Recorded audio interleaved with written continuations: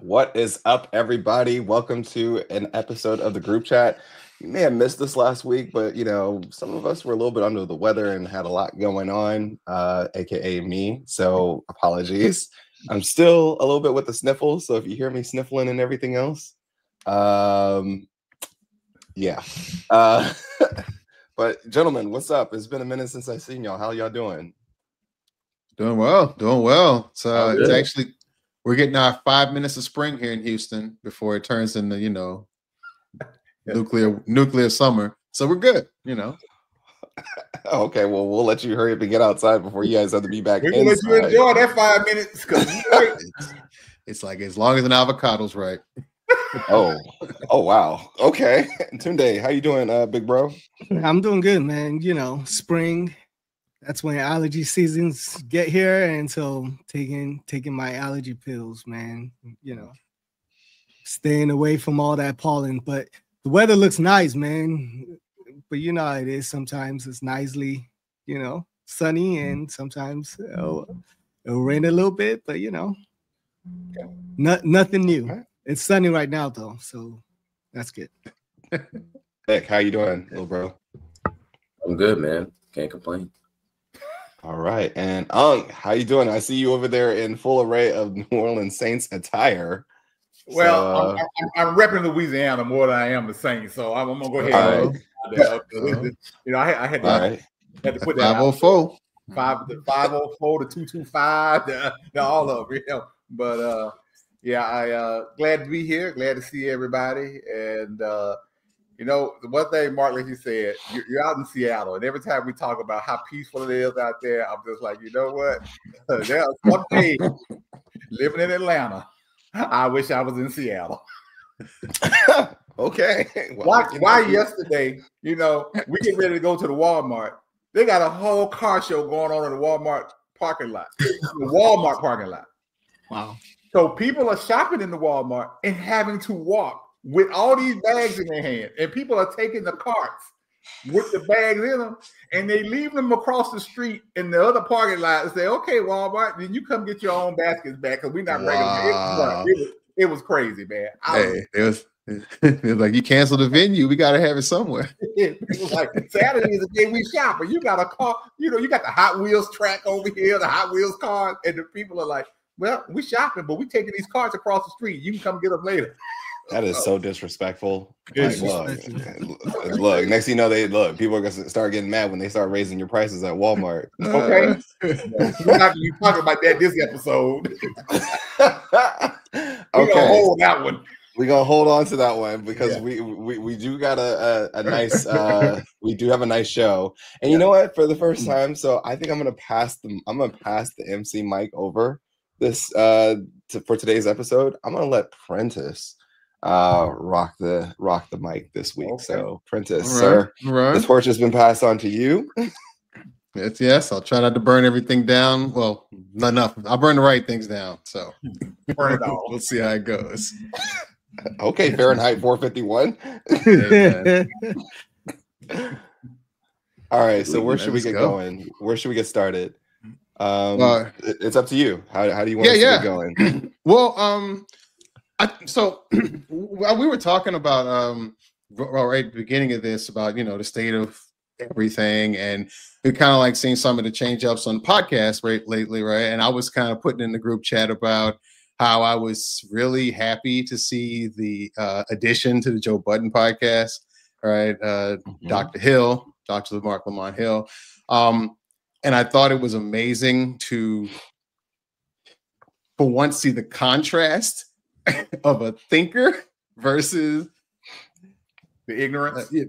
A dude that talks into ChatGPT and lets it talk back to him. Like, it's like the difference between like a Pulitzer Prize winning photographer and a Negro and an iPhone. It's like it's a whole different. Hey, say that one more time. It's a Pulitzer Prize winning photographer versus a Negro with an iPhone. 6, mind you. Now, so this is what we're dealing with, right? And you can't, when they're not sitting in the same room, you can be given the impression that in their own spheres, they may have some kind of knowledge, right? But when you put them together, it's like a candle sitting next to the sun, bro. It's not even close. It's so sad. But the reason why I bring that up is because part of the reason why I felt the desire to be here, because I think that kind of fire needs to be put out there for everybody else, right? I think there needs to be a Mark Lamont Hill and every one of them podcasts to kind of help everybody else. So I think we have part of a duty to share everybody, not necessarily what he does, but what we do, and keep that standard there, right? And so to that point, right, I want us to kind of look at ourselves as men, and look at ourselves as far as like what we're going to do as men and how we're going to go forward and how we're going to get this together.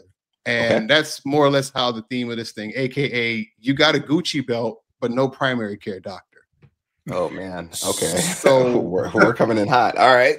We got to talk about this. We got to talk about it because Uncle Charles always talks about week after week, right? How what's the mall out there in Atlanta?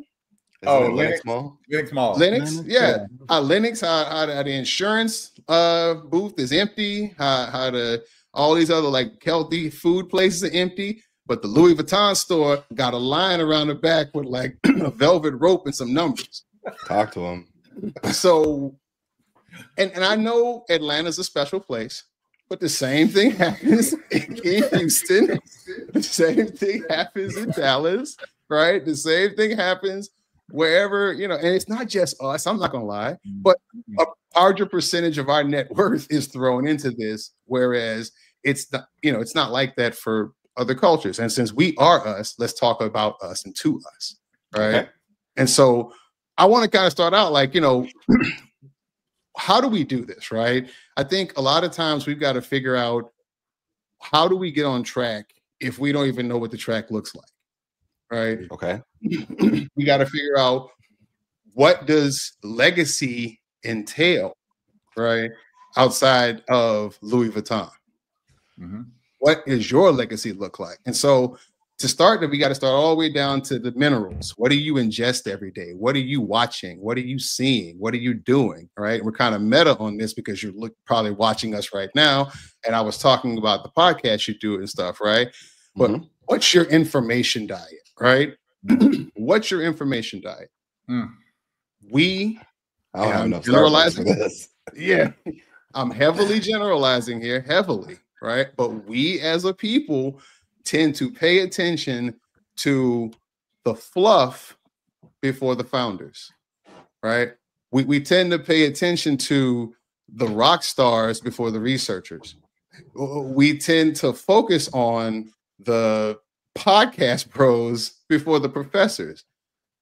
And so I'm just curious about like, what do we need to do here to help everybody get level set and get right? And gentlemen, I want to know like, what's your information diet, right? What makes you, what passes your smell test, right? What makes you, what is a worthy addition to your pedigree and to your toolbox when you're out here in the world, right? How do you help people separate the wheat from the chaff?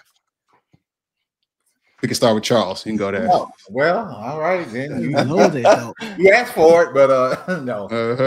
I think this is a great segue into, I love the title. Like, you got on a Gucci belt, but you don't have a primary care doctor.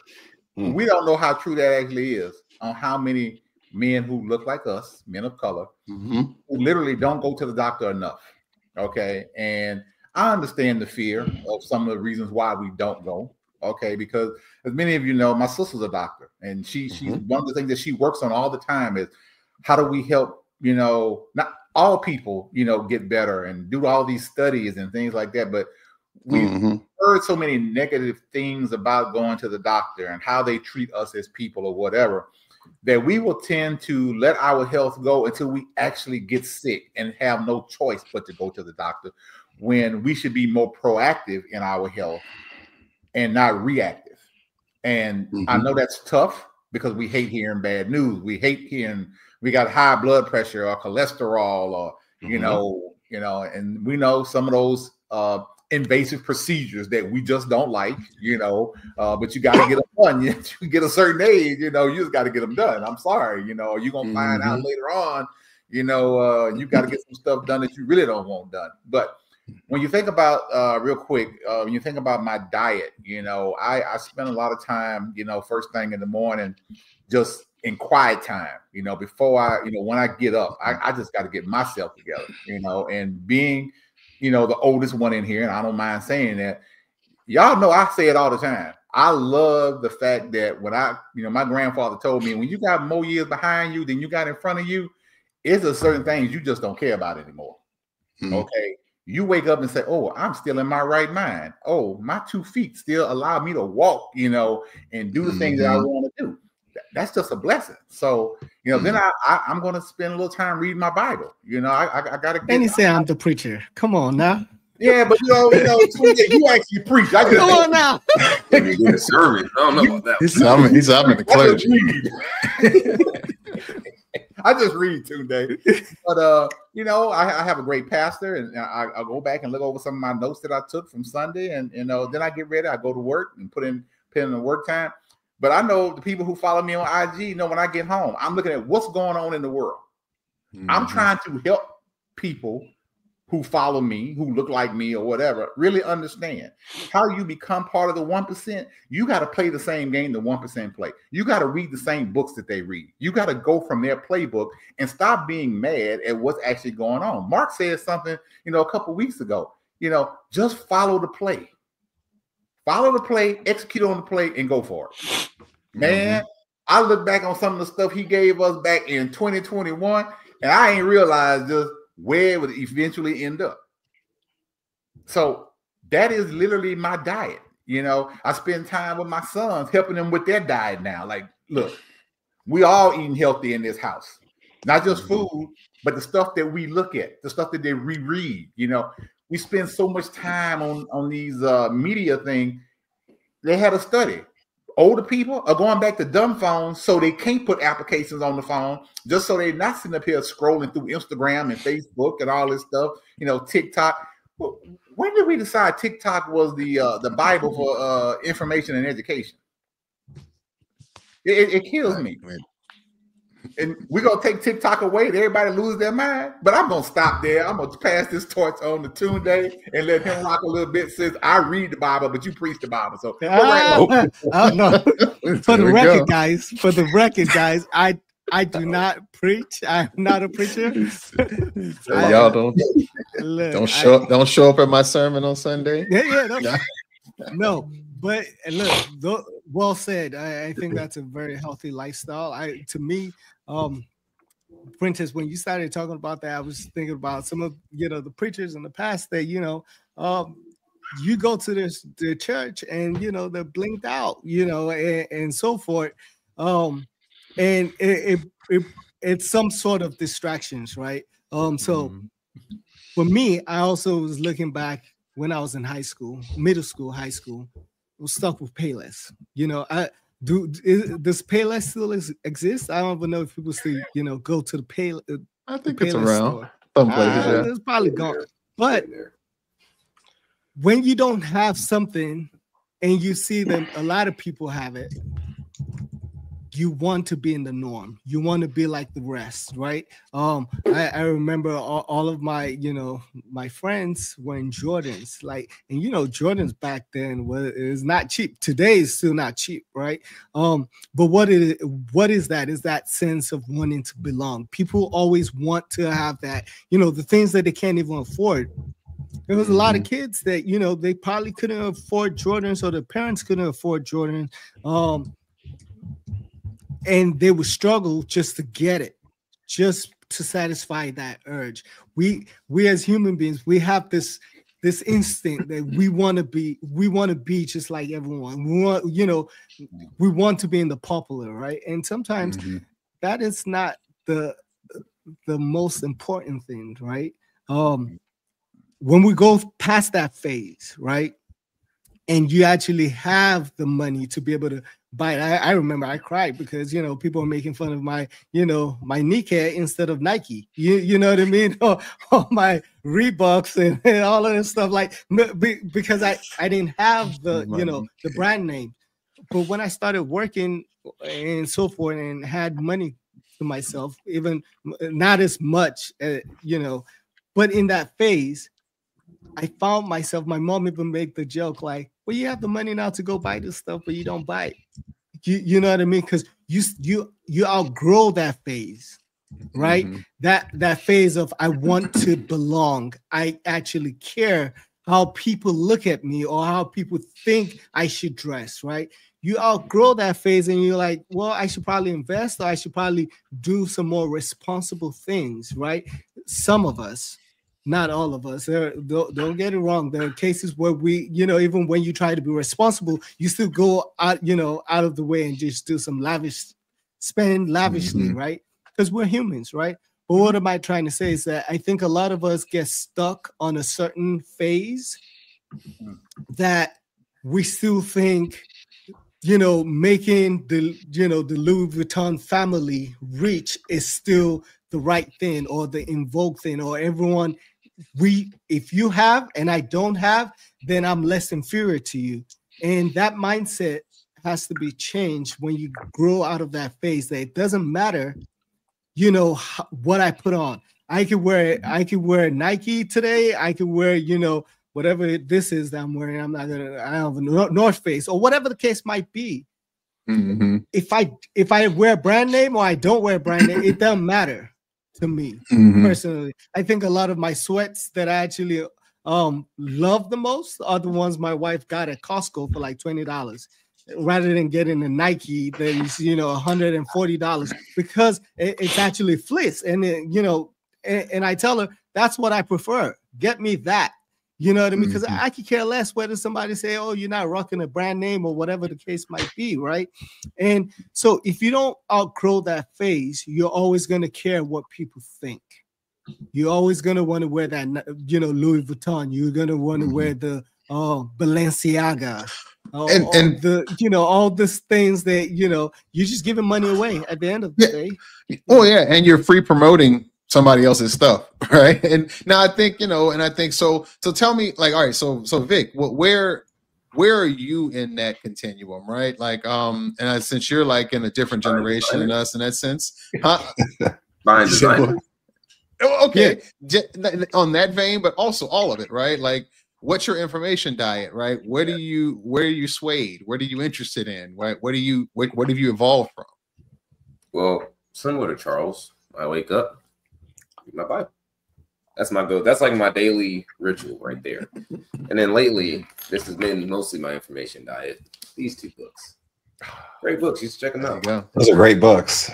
Foundational books. That's really what I've been lately. That's kind of what I've been doing more. And honestly, I have been trying to actually not go on my computer and read stuff. Like, I've tried to shift away from it, because I noticed, like, for me personally, like, I can do that for a while, but then I'll get distracted and I'll start like watching a YouTube video or something like that. I'm not so much of a scroller, but I will watch videos. So I try to keep it to where if I'm using my device, this is my rule though. If I'm using it, let it be intentional. So I need to have an actual purpose for when I use it. Otherwise, just put it down. But obviously, like, source-wise, you have Apple News, CNBC, stuff like that, research reports. I try to keep it focused on, like, things that are actually relevant, which is why I've been reading, especially the basic economics. With all the things going on around me, I'm like, wait, I need to know this. I want to understand how these things work so that I can understand how I need to move accordingly. As far as the designer stuff, I'm not doing that. That's just me personally. I'm not wearing Balenciaga. Yeah. You'll never see me in the Gucci though, I promise you. I personally don't care all that much for it. I don't even think half of it looks good. That's just me though. You wear it if you like it. Hey, I'm gonna let you rock, but that ain't me. Yeah.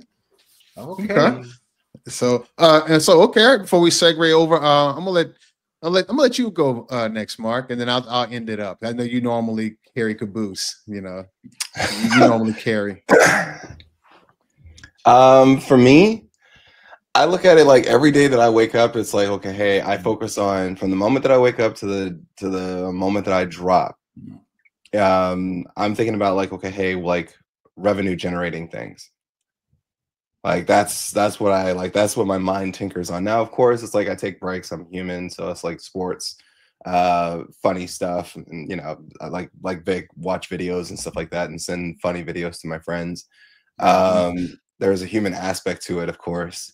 But for me, most of the time, like when I wake up, I'm reading what is it that I missed since I've been asleep. You know, I always do that. I always, before I go to bed, and then, or right before I go to bed, and then when I wake up, I always want to know, like, what is it that's happening in the world, be like what's happening around the world in the global markets or in the global economy, like what's happening as it pertains to global news, as well as on the domestic forefront. But I mean, more so global for me, and also tech wise, I'm looking at those things. And then when I go to sleep, the next thing I'm waking up is like, I'm wanting to know, like, what did I miss? You know, that's ultimately, you know, kind of how I think about it. And so, of course, you know, I think for me also definitely have my daily devotional. Like it's kind of like part of the ritual when I let butter out. It's like, okay, hey, like this is like my moment where I'm just like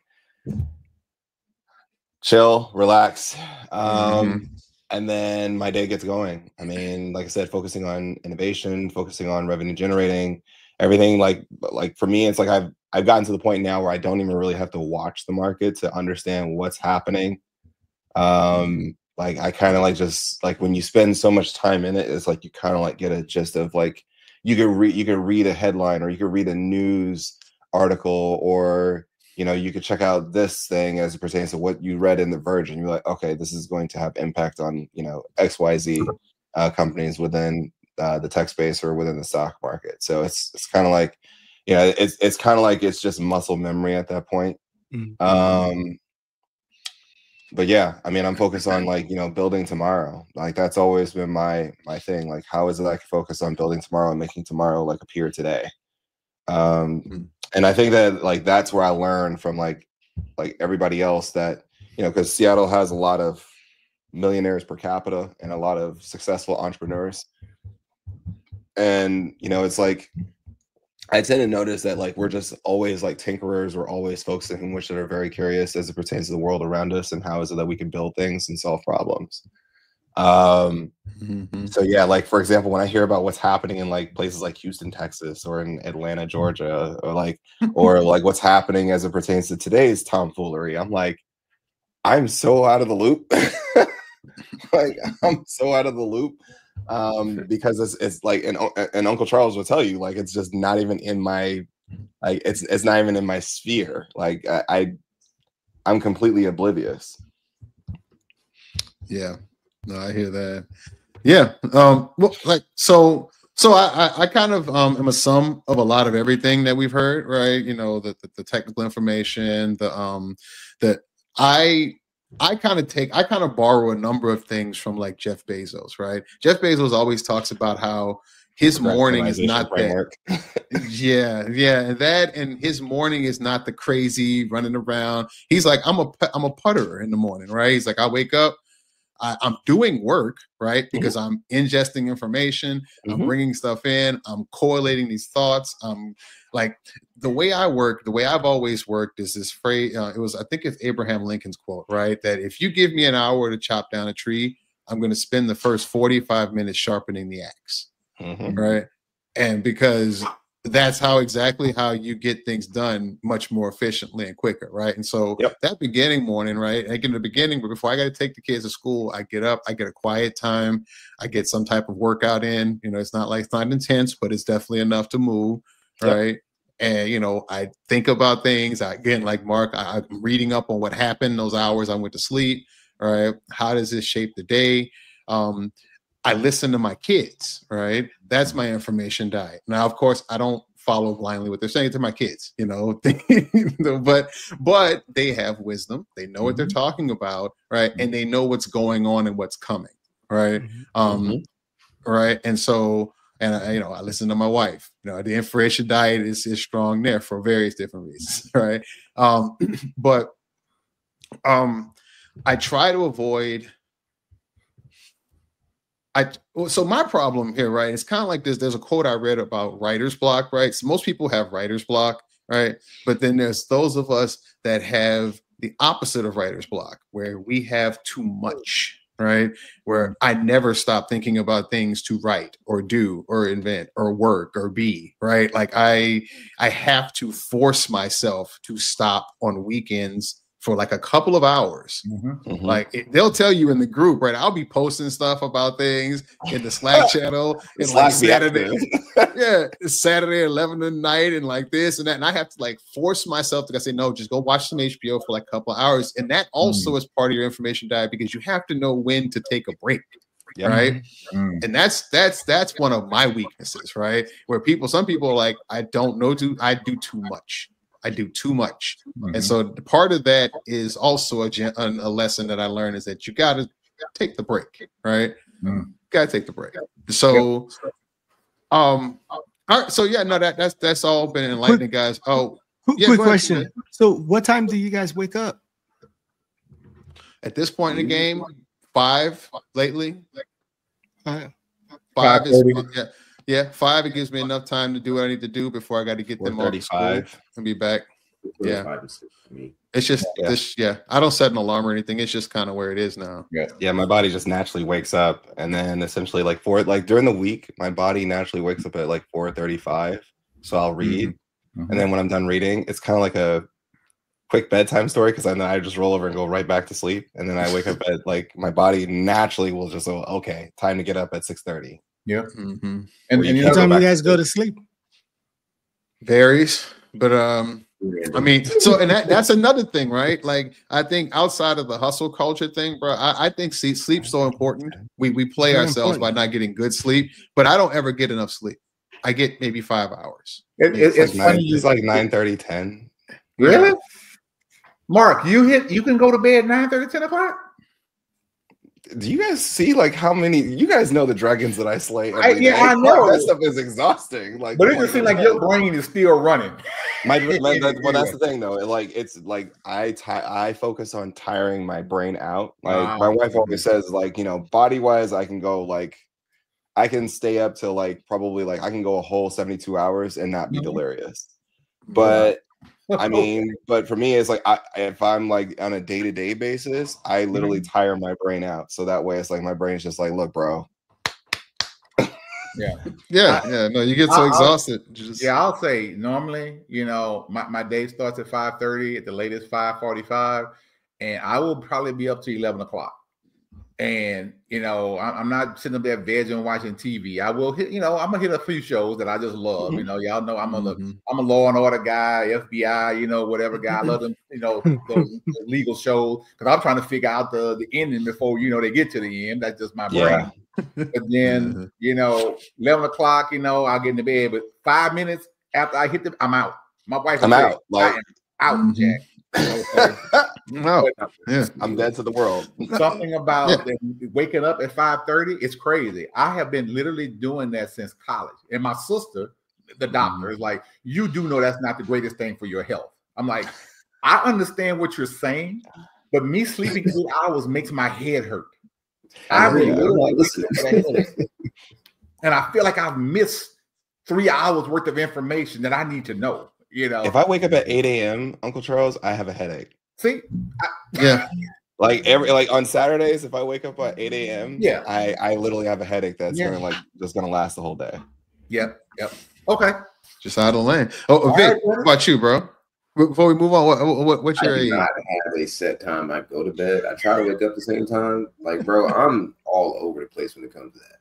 Like, he's in his you don't know when it might be 3 a.m. That's different. Yeah, he's like, and I'm not the person that can lay down and go to sleep. Like, bro, it's gonna take me about 15-30 minutes. I don't remember that. I'm out too once I close my eyes. But I know sleep is very important, and a lot of the health people always talk about is 6 to 8 hours. So practice what I preach to my kids. So I ensure that my son, he wakes up, he can't sleep past 6 o'clock. No alarm clock, nothing. He's up. Weekends, weekdays, it doesn't matter. That's horrible. It doesn't matter, but you're learning this from somebody, right? Because you've seen this happen, and so he does that. I'm a morning person, anyways. But when I get up, I'm ready to go. When I go to sleep, if I close my eyes, I'm done. I look knocked out, like you guys are talking about. So I make sure I get, anywhere 7-8 hours. And this is me. This is me without coffee. Remember this. Like I don't drink. I don't drink no coffee. Yeah, no coffee. I don't drink coffee. Don't. I think coffee is illegal. I think it's illegal for me to drink coffee. Like it's funny. It's funny, y'all. Y'all don't get Mark. We would want no part of Mark if he was on coffee. Not at all. I almost got arrested just for drinking coffie. Oh my God. Mark can see through time when he's drinking coffee. It's wild. Look, he's snapping. He's like, I can't do it. It's too much. You know how much you can save if you don't drink coffee like Starbucks, all that. Here's crazy stuff, y'all. Mint tea. Crazy stuff. We'll move on, but like I taught you're good. I taught high school for over 10 years. I didn't start drinking coffee until like the end. It was already over. It was like got on you. Yeah, and I drink it black, right? I don't put anything in it. The funny thing is hot brown water. They say I drink it like a cop, but like I can't it don't taste right with anything else in it to me. So but anyway, that is what it is for me. But you notice chat group audience, nobody went to Charlemagne for their checkup. Right? Nobody went to Charlemagne the God for their checkup. Charlemaine the God for That's a very self-evident question, Mark. Entertainment, maybe. Where we have people, we have people that are checking in with Charlemagne the God about health and politics and other matters of health, right? This is the dude. You wouldn't go to like Bernie Sanders or? Well, okay, but he's a politician. Charlemagne the God is neither. He's the God. I'm saying, if I want to know about what's happening politically, wouldn't I go like see what a politician is saying? Yeah, you would go with somebody that actually had some kind, and that's that. I think that's like, the. Would I go ask little Boosie for economic data, or would I go ask Jerome Powell or somebody? Yeah, unless you want the economic data getting fleeced on a cheap gold chain. I mean, that might be. Wow. If that's what you want. But that's the segue where we are, right? If you're talking about asking for advice for experts, right? And you see a lot of our groups are not, the podcast experts are not getting to play. They're not getting talked to. They're not talking to Dr. Lamont Hill about things. They're not. That's why he has to go over there and do that thing he's doing, right? So and that's that. But I was trying to bring up the summation that all the stuff we just talked about in 30 minutes does not involve any of these vapid, high value, manosphere, informationless avenues of noise that like get like all the play in our culture and outside of our culture, to be honest, right? And it gets amplified outside of our culture because what will happen, right, is that something important will happen, and then instead of them getting our scientists, our politicians, our political science, our leaders, our communities, they go get Charlemagne the God to ask you about it. That's what I'm saying. Yeah, they're doing that. What was the last big thing that he was all over the politics. Like, I don't care about what you think about Kamala Harris. I don't care about what you think about Trump. Stephen A. Smith's even worse, right? I think I don't know anything about Stephen A. Smith outside of the fact that the headlines that make it above the sports headlines, right? But I mean, for me, it sounds like somebody told him that his days are numbered over there and he needs to find a new hustle. And that's what he's kind of like. He just signed a $100 million contract. I think he's trying to expand his brand or something. Well, he's wasting time, man. Like if he's like asking Trump questions for nothing, like he's wasting time. But you see exactly. Don't gloss over it. Speak on it. You saw it, right? But again, he was on News Nation. These are the people. Harlem. These are the people they're putting up in front. Like, hey, it was wild that he didn't even answer the question though. He said Harlem. Harlem, bro. You're black. Stephen A. Smith asked a question and he didn't even answer the question. I'm like, Y'all just let that slide? Oh, okay. I'm telling you, bro. I'm telling you, his handlers just tell him, bro, anything a black person asks you related to something black that you understand, just go back to that, bro. Just go back to that. Like when he's like putting people in cabinets and like HUD, oh, that's black, ain't it? All right, get the black dude in. He did it twice. So anyway, but neither here nor there, right? Segue into that, right? This is we're talking about community, right? We're talking about like the whole entire circle of people and places and events that make us who we are and shape us, and we shape in turn, right? Yep. And so, black men, what does your community health look like, right? Well, we should also include the black women too, so that they can also question that too. They should definitely be here. I'm not excluding them. I'm just speaking from a perspective that I can't. Right. I can't speak for a black woman, and I will never dare to. I will never do that. So I will never dare to. Nope. So, but I just only, by the way, I only just put it out there as opposed to like the questions, because of course, if you're a female watching the show, like I don't want you to feel like you're just out. I want you to also be able to ask yourself the question as it pertains to what does your community's health look like as black women, or just as women in general. Of course, because we are together, right? We are not separate here. We are not separate, and that's another part of it too, right? But we can go back down the canard, the old school canard of we want unity, right? Or we should be unified, or we are all the same here. We're doing this, but the problem only if somebody agrees with us, right? There you go, right? I'm only good with you as long as you're on the same street I'm trying to ride down, right? That's wild. Compromise is a dirty, dirty word, right? And everybody thinks that they're on this island and they're the only one that's right. And it's a dangerous precedent that we set with each other, right? Because separately it's easy for them to pick each other off. And I don't mean like them, right? I mean like anything in life, right? Life is always trying to pick you off. Every part of life, health-wise, wealth-wise. Yeah, life's trying to pick you off, and it's your job to thrive through it, right? But we do it better together, right? And I know that's cheesy, and I know that's corny, and I know that's something that people are used to saying, but we don't see that. We don't see, even in a world where social media has supposedly brought us all together, we're further apart and more alone than ever, right? We are more like separated than ever. So like, how do we do this, right? Because we're talking about like geographically relevant things where it's like you walk into a neighborhood and there's no place to eat that's healthy, right? You got baby diapers, beepers, and bullet holes on the corners everywhere, right? And I'm stereotyping. I'm being foolish, right? I'm being silly. No, you're not. They just shut up the main restaurant in Oakland. Did you see that? Really? Okay, look. Not everybody's neighborhood is like that. I'll be real with you. We're hood adjacent.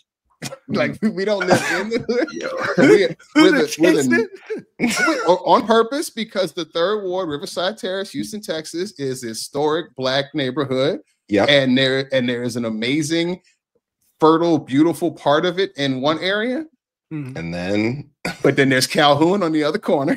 And there's another corner over here, and we just need to keep it real about that. But that's our community, right? And I think we take the good and the bad of it, right? The Shrine of the Black Madonna, all the stuff that's going on up in here, right?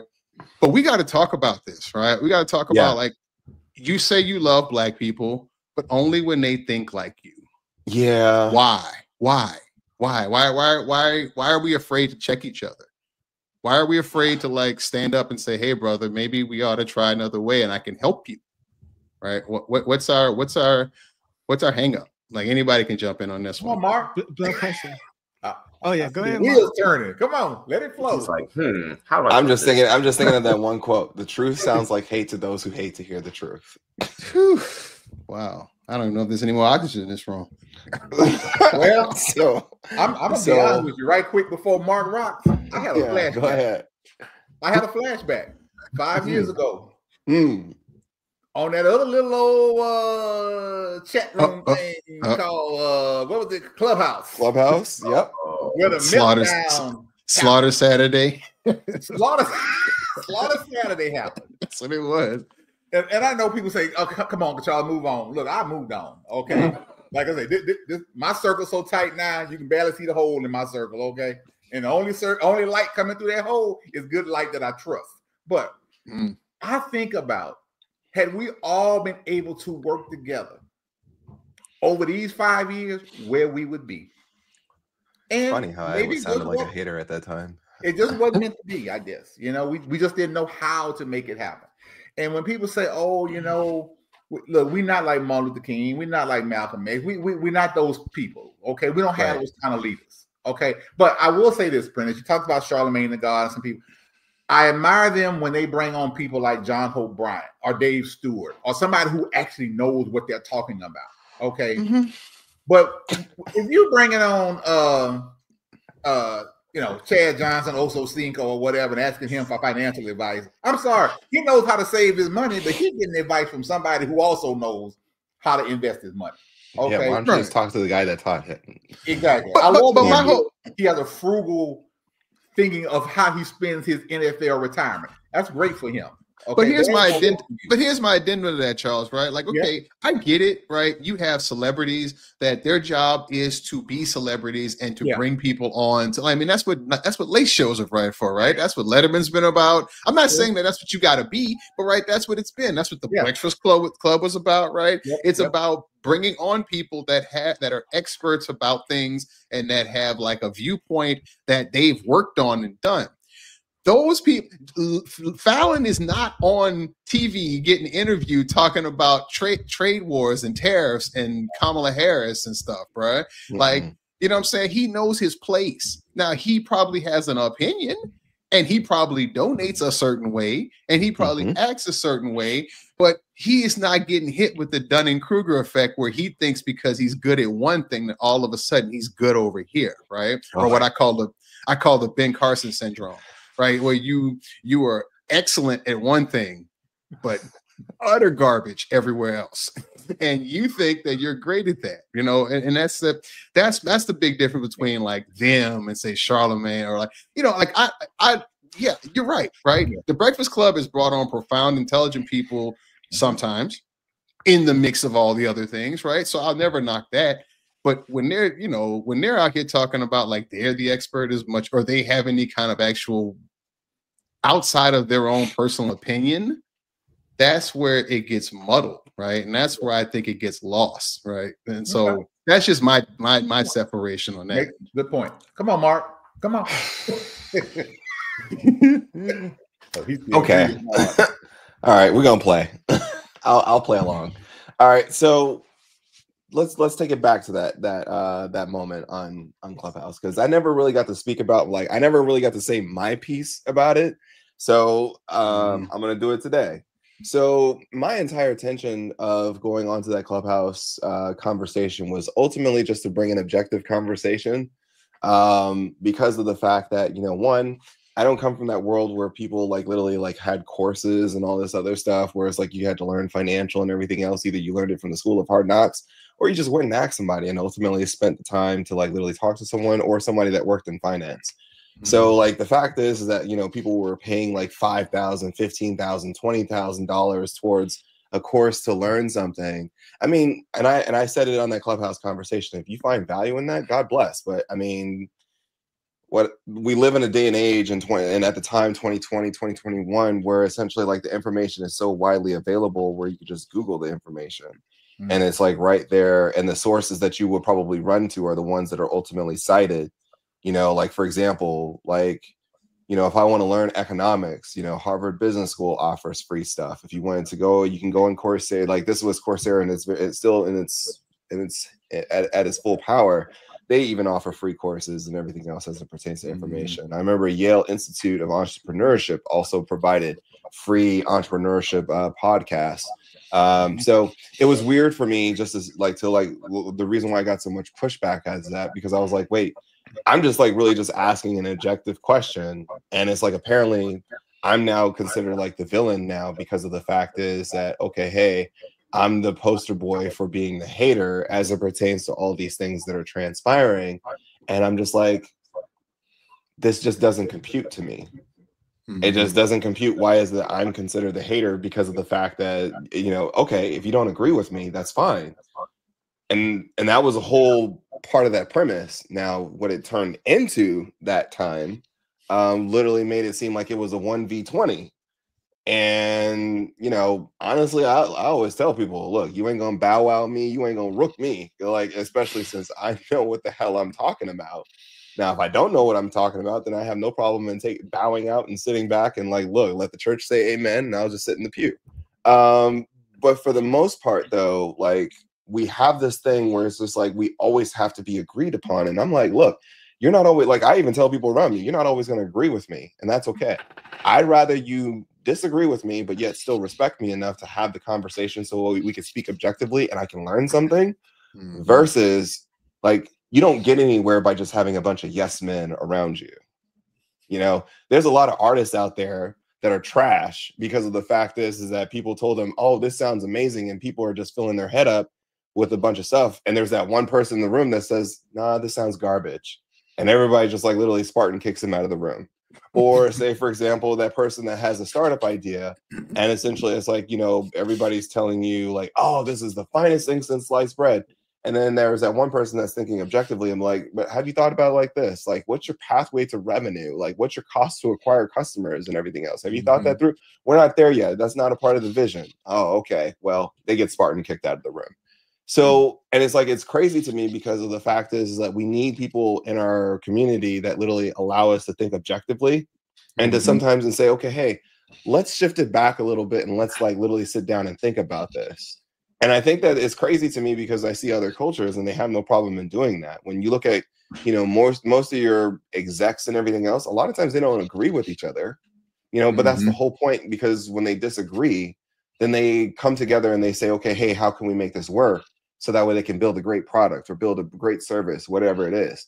But for some reason, it's like we have to have this thing. And truth be told, since you asked me, I'm going to say it. There's a lot of Black businesses out there that are just trash. There's a lot of Black businesses that are out there that are trash and that we're supposed to just immediately support, even though that they're trash. They treat their customers like trash. They don't even actually run their businesses the way that they should.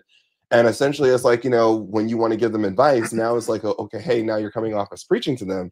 But yet it's like, hey, like, I'm trying to help you get to a place in which that you can see success, but yet you can't see it because of the fact is that, and a lot of times it's like, you know, either you're caught up into the weeds and nobody pulls you out of the water to like literally say, hey, look around. Is this really where you want to be headed? And I think that that's the part where we literally struggle significantly as a community, where nobody can sit back and say, look, this is not the winning formula. Go back to the lab and go and refactor and make it better. Nobody is willing to do that. And when we do have those conversations, then it ultimately causes dissension. And like, we don't get anywhere. We're not moving forward. It's like we're trying to move forward with visions and missions and all this other stuff, you know, and, you know, have a like, one of the things that I notice, even within my space, there's a lot of Black founders out there that can talk up great as it pertains to their story, but the product doesn't back what they say. Or like the inertia and everything else and the energy that they should be putting in is not putting it through the way that they should. And then when you call them out on it, well, then they don't want to talk to you anymore. And so like, my thing is like, you know, how do we get there? Like, ultimately, like, it's more so in the sense that where we have to let this pride fall off and ultimately say, okay, hey, you're saying this because of the fact that you want to help me. And I think that we got to this place now where people are just, they no longer feel that they can be teachable anymore. And if you're not teachable, then ultimately the best lesson or the best teacher is ultimately going to be experience. And I'm trying to save you from running into this wall, but you want to run into this wall anyway. So, hey, I'm not going to argue with you. Yeah, that's all it. I mean, that's all of it in a nutshell, man. And I think just kind of the sidebars, like Charles brought up, and we're talking about businesses, right? Like, sometimes you can't leave well enough alone. Sometimes being good and actually winning is losing for you. Let's take this perfect example. Again, Charles put it in. Since Charles put it in our little side chat here, and it's right next by my house over here, the Turkey Leg Hut, Houston, Texas. So y'all gotta Google this. So the Turkey Leg Hut in Houston, it was Turkey Leg Hut in Houston, Texas. Just a little backstory, right? Was a place that served these like smoked and super seasoned turkey legs. They were really sizable turkey, but they were stuffed, right? And they would be stuffed with like various things. So like one was stuffed with like a really good kind of like a jambalaya. Another one was stuffed with like mac and cheese and this. They were amazing. They were a smidge salty, but they were amazing, right? It was definitely not something you went out and did every week. But anyway, it was a big deal, and it was a huge franchise, and it was a massive, massive restaurant that like kind of anchored this revitalization on Alameda Street, right? So on Alameda Street down here is right in the heart of emancipation, right? This is where Juneteenth happened. This is where literally all that stuff starts, right? This is the core of Black South, liberation talk. This is where I live. This is why we live here. So, but down the street, they're revitalizing this whole area with Black businesses, right? Unfortunately, a lot of them are hot honey tender restaurants that charge you $10 a park in an alley, but that's to that poor Black business aspect of it, right? But anyway, to the point, they were amazingly successful, amazingly, so much so that they had lines out the door. They couldn't sell enough. They had set up all this stuff. They expanded. They had a food truck. They had everywhere, right? Turns out, the two people that were married that were owning it got into a big old fight and got divorced because one was stealing money from the other and the other one was doing other kind of shenanigans and everything else, right? So that was part one. And that's kind of, what you expect. But part two, we just find out the other week, is that along with your stuffed turkey and maybe your boozy libation, you could get you a turkey leg branded bag of weed out the same door, per the FBI, that had been purchasing said bags of weed from Turkey Leg Hut restaurant. Time out. Wait a minute. What? In 2025, branded, bro. So wait, wait, hold on. Do you understand this, Tundak? I'm gonna let you. I'm trying to think. Is weed legal in Texas? I know in California. It is, bro. It is. But ultra not. Ultra not. Okay. So he's thinking about the legality part, which is fair. Okay. I'm trying to understand, like, how was this executed? So this was a restaurant that sold food. Mm-hmm. Okay. How did weed get into the picture? Apparently, you said that was a long list of lies. You got people. Apparently, you got people that sell weed. Look. I went and got turkey legs. That's all I ever got there. Not to all the customers, though, right? Okay, so it wasn't laced. It wasn't laced in the food. No. This was an additional off-menu product. Yeah, that's the best way I can explain it. So it was it like a Sharpie like written on the menu or something? Like no. Turkey leg hut a circular Turkey Leg Hut branded like sticker they put on it, and so apparently these bags were sold to people, that come around, they get the leg, and they'd be like, hey, let me talk to blah, blah, blah, blah, blah, however it went down, right? Then they went over here, and they'd hand them embedded into the restaurant. As an add-on, as a, upsell, apparently. Look, bro, look, this is Black business. Entrepreneurs. Look. I mean, like, okay. I'm finding it. No. Look. Okay, let's talk about that. We need another stream of revenue. No, it's the shortcut, right? Because other cultures are making billions of dollars in that industry. Yeah. Right. And that's why my mind immediately went to the legality, right? Is that why if you're trying to be creative, but let's say you had the cannabis license, and you wanted to show the brand of food and that I can get that, but if it's like legal move, then But the way the laws, the way almost every state's law is set up is that they have put a firewall between cannabis and everything else, right? Like you can't even like put your money in the bank, right? You can't, like, there's no, and like any places, like any place that's set up has to be its own kind of medical box thing, right? There's no food addition, there's no this, there's no that. There are places like New Jersey, right, that are like hiring, that are trying to like do like lounges, right, where you could have like a place where you have tea or whatever on top or whatever. But those things are so separated that even if you were trying to do this innovation, right, there ain't no way. There ain't no way. Why you say like that? Innovation, creative. Because you're I'm one of these people that I'm down with asking for forgiveness before permission. I mean, outside of felonies and getting shut down, right? That seems like it seems like you've already got your answer before you already asked, know. Yeah, right? You know what's right. Right. And so but anyway, that was just a segue to the point of, look, in our community, we have people that are doing excellent work. And then we have others who, again, they get all the way to the top and then burn it all out. And they've collapsed a lot of the revenue and a lot of the things that were going on in that area, because like I said, they were the anchor of that area.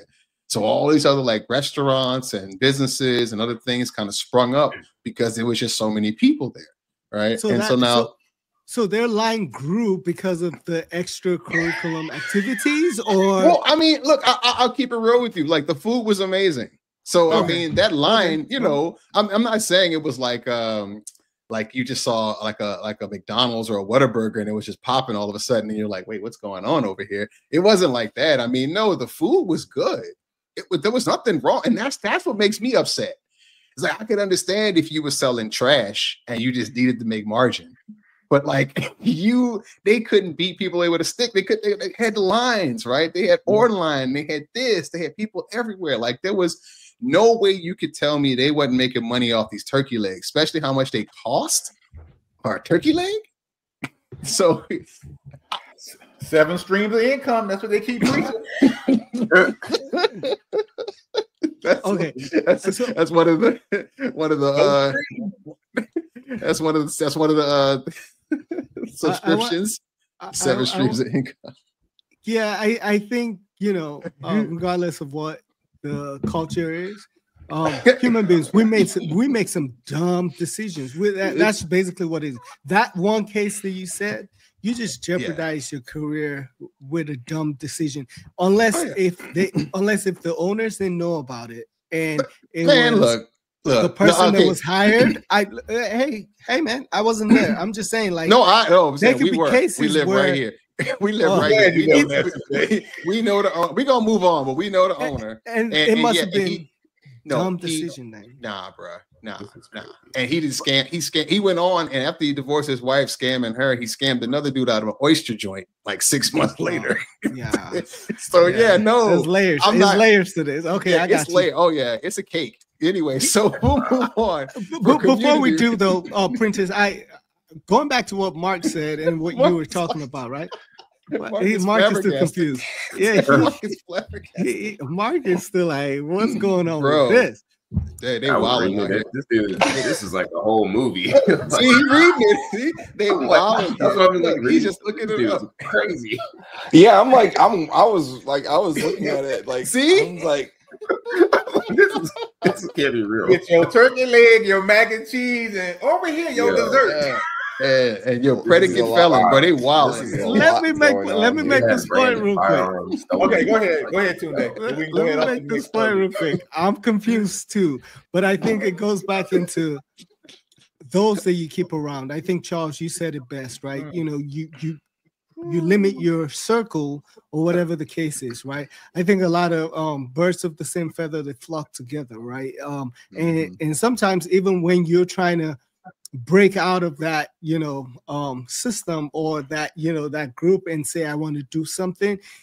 I'm not saying change your circles, but if you can't bring those people into that same mindset, they're either going to pull you back, right? Or you go back into your ways. Now, going back to, that's just my aspect about this Texas place. But going back to what we were talking about a little bit earlier about unification and so forth, I'm naive about, you know, the not the Breakfast Club, but whatever you guys were talking about earlier, right? You know, I don't really follow a lot of things, so it don't matter to me. But what I do see, and tying it back into, I hate to say it, but Africa, is if you look at it, a gentleman named by Muammar Gaddafi, wanted to unify Africa, and his mission was to make Africa one unit, have their own currency, all of that stuff, right? And what happens is that even the people, Africans, are not ready for that. We're talking about unification amongst us here in America.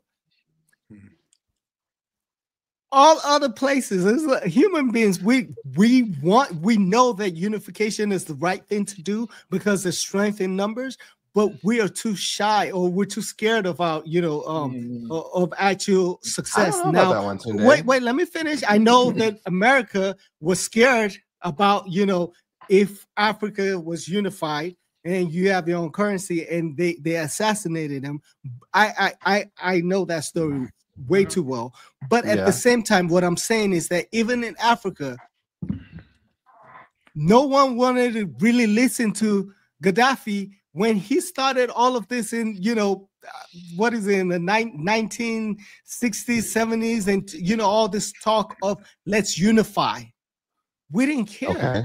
We didn't want that unification because everyone wants to be on their own entity. Everyone wants to, you know, do their own thing. And even when we talk about it here, that, hey, guys, we strengthen numbers. Hey, don't just listen to, you know, entertainment as your facts, or, you know, your news and all of that stuff. Look, let's face it.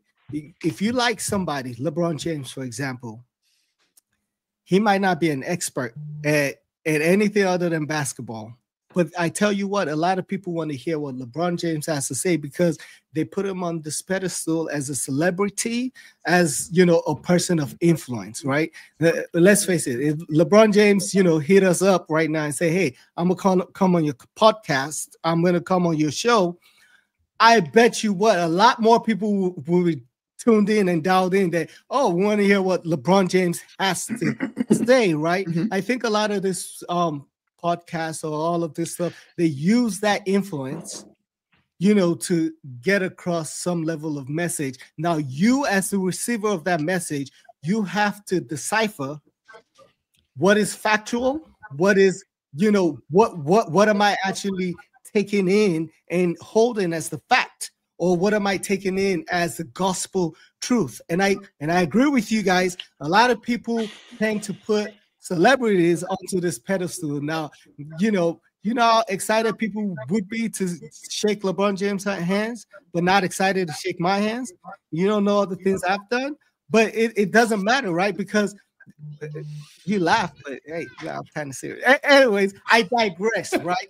Because people look at LeBron in that magnitude. It is LeBron James, right? Yeah. And if you don't look at it as just pure entertainment or for the face value and go do your own research or go learn from it, like you were talking about health, right? I can give you my opinion about health. Heck, Mark and I talk about it all the time, you know. Oh, hey, are you taking these vitamins? Blah, blah, blah. I'm not a doctor. Mm-hmm. You know what I mean? I do my research to figure it out and see, hey, man, it don't matter how old you are. Hey, it's never too early to start taking the right supplements. It's never too early to, you know, start caring about your health. I have to learn the hard way. I can't eat red meat as much as I want anymore because you learn from this. You go to the doctor to tell you this. Hey, everything in the right proportion, right? Now, if I'm going to listen to what LeBron James or Stephen A. Smith or, oh, they don't eat red meat or whatever it is, and I'm taking that as fact, come on, I'm stupid. But I listen to them when I can for entertainment, pure entertainment. Shannon Sharp ain't gonna teach me nothing new. You know what I mean? I knew he was gonna. I knew I sure hope that. I mean, he'll teach you an age-old lesson, but he won't teach you nothing new. Okay, look. Whoa! Wow! Wow! Okay, I know. Okay, Princess always goes there. Okay. So here's my thing. I think that ultimately there's nothing wrong with hearing a person's opinion as it pertains to their perspective. I think that everyone is entitled to their opinion and their perspective. I mean, outside of sports, I mean, LeBron James has invested in a lot of successful businesses. I mean, he can show you how to, like, he could probably give you insights as it pertains to, like, you know, how to do that. If you ask a person like me, of course, I can give you market information. I can give you economics data. I could probably also give you startup and also VC investing data. But at the same token, it's like, if you had to choose between a Mark Monroe and a Jerome Powell, go talk to Jerome because he'll definitely be able to give you stronger economic data. But they don't have that access though, right? I mean, look, they speak at events all the time. You just have to go show up. But I look at it like this. It's a difference when it's like we're asking for a person's opinion versus essentially when we're looking at it in the sense of people taking a person that knows nothing about something and they're taking it as if it's gospel. There's a big difference there. Like, there's a big difference there. Like, you know, like when we talk about subject matter experts, and it's like we now have classified the people who are subject matter experts as the people who talk the most or that talk the loudest. And then essentially we say, okay, hey, well, they're subject matter experts because of the fact that they have this vast following and everything else. And that's not the case. I mean, like, truth be told, like, the people that you would want to hear in finance are sometimes the most quietest people. You learn from their moves and their execution, and essentially it's like from there it's just like, I mean, you get to see their move. Like Jamie Dimon, you probably wouldn't be sitting in a room with Jamie Dimon, but you can definitely see what JP Morgan does. You can definitely hear his conversations and his meetings and everything else. I mean, but yet you would rather go listen to, I don't know, honestly, I'm not really very much into like the talking head space like that. So essentially, you know, just pick a talking head and then choose whether would you rather listen to that person versus a Ray Dalio, a Jamie Dimon, or hell, even a Warren Buffett. I mean, Warren Buffett just told you that, like, since 1964, they've returned 5.5 million % return to investors, which, if you think about it, over that same time span, the S&P 500 has returned 39,000%. But you know, Warren Buffett. I'm that look that in the words of K. Dot. Look, I'm gonna address that. I'm gonna address that another day. We'll let get back to that for the record. Yeah. We'll let that linger. But like, look, did you have anything on that, Vic? Before we kind of, because there's a nice segue here. We've actually done pretty well here. Was there something you wanted to add on, Vic? I feel like y'all touched everything. I mean, it's like you said, if someone has a platform, it doesn't make them an expert. So, yeah, right. Yeah. Well said. I think a lot of times the people that have platforms, they're experts at having platforms. And I think they need to understand and stay in their lane that have the platform and put the experts and let the expert, right? I think that's when they step outside of that, and then they need to kind of figure that out. But okay, so we're moving along, right? We got two more things to talk to about here, but I think they're important, right? And we talked about the turkey leg. We talked about the turkey leg hut, and then we talked about some other things. Like, that's a segue into your body, right? We've already talked about your mind. We've already talked about your community, but your physical nature, right? Your physical life, and what are you putting into that? What kind of diet, what kind of health are you bringing to that, right? I see even in my big age, right? I still have people that are around me talking about they don't eat vegetables. I don't understand that word, like that phrase. Like, how are you, like, you say, I don't eat vegetables. And it's like, oh, well, I eat potatoes. I'm like, no, bro. That is not a subs. That's not a count. That's not it. That's not it. Right. And so here's the trick, right? Vic is at an age, and D'Angelo, he's not here, right? They're at ages where they can fake it till they make it, right? Their bodies are pretty much invincible at this point, and unless you have some type of, unless you have some type of pre-existing condition or whatever, you basically can fight off most things unless you just wild and out of control, right? But here's the thing, here's the trick, right? And you don't notice it until you later. All of what you did doesn't really show up until you're 45. So when you hit to be about 45, black men, let me tell you this as a personal prayer, there are two sets of us. We separate real quick. So, and you can tell at 45 who has been taking care of themselves and who has let themselves go. Letting themselves go, and you can see it. And you know, if any of you are connected to any of your high school people, right? Go look at the high school reunion like things like the Facebook. You still got some of them, like they probably had reunions, right? I just saw mine I haven't recently, gone to any of my reunions. Oh, I haven't gone to any. I'm gonna go to the 30th one because I gotta. That's 2 years from now, so that's gonna be a different one for a different reason. That's gonna be wild. That's gonna be a different one for a different reason for status of where anyway. But you can tell there is a wide gap between the 45-year-old people that I went to school with, right? The ones that drank, they drank water, stayed healthy, talked out their problems, tried to work this stuff out, tried to like not stuff it all in, versus people that was just thugging it out and raw dogging life and just doing whatever they were doing, raw dogging life. Look, these people are wilding, man. Like, and I understand individual genetics play a part and everybody's life is different, right? But some people, my God, bro, you could tell that they was living all the lives, all the wrong lives, and this is one of those things. Yeah, go ahead. I was gonna say, I'll put it like this. I didn't get really serious about my health. Like, I mean, don't get me wrong. Like, I grew up in a household where it's like you had a starch, you had a vegetable, and you had some form of meat.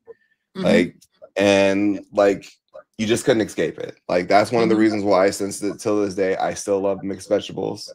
Whether it's peas, corn, broccoli, still love those things. I will like literally just go to town. And like simple things for me. Like I'm not a huge out there type of eater. And it was crazy to me, but when I was in high school though, like every day after track practice, oh yeah, I definitely used to go to McDonald's and like literally just go to town. I don't eat at McDonald's anymore. Like I honestly, I don't. And for me, I didn't really start getting like really, really serious or very conscientious about my health until like that was seriously challenged. Like, doctor tells you, hey, you have cancer. Now you got to see things from a whole different light, and life comes at you very fast. Now it's like, and it's kind of crazy because when they give you diagnoses, like everybody just wants to put you into this autopilot fast track, like, hey, jump on the freeway.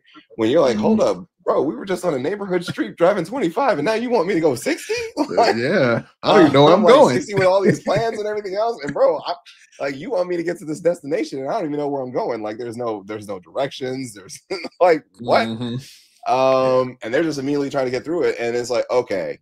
It wasn't at that time when I was like, okay, I need to be more conscientious as it pertains to the things that are around me, things that are happening, things that I'm intaking, and everything else.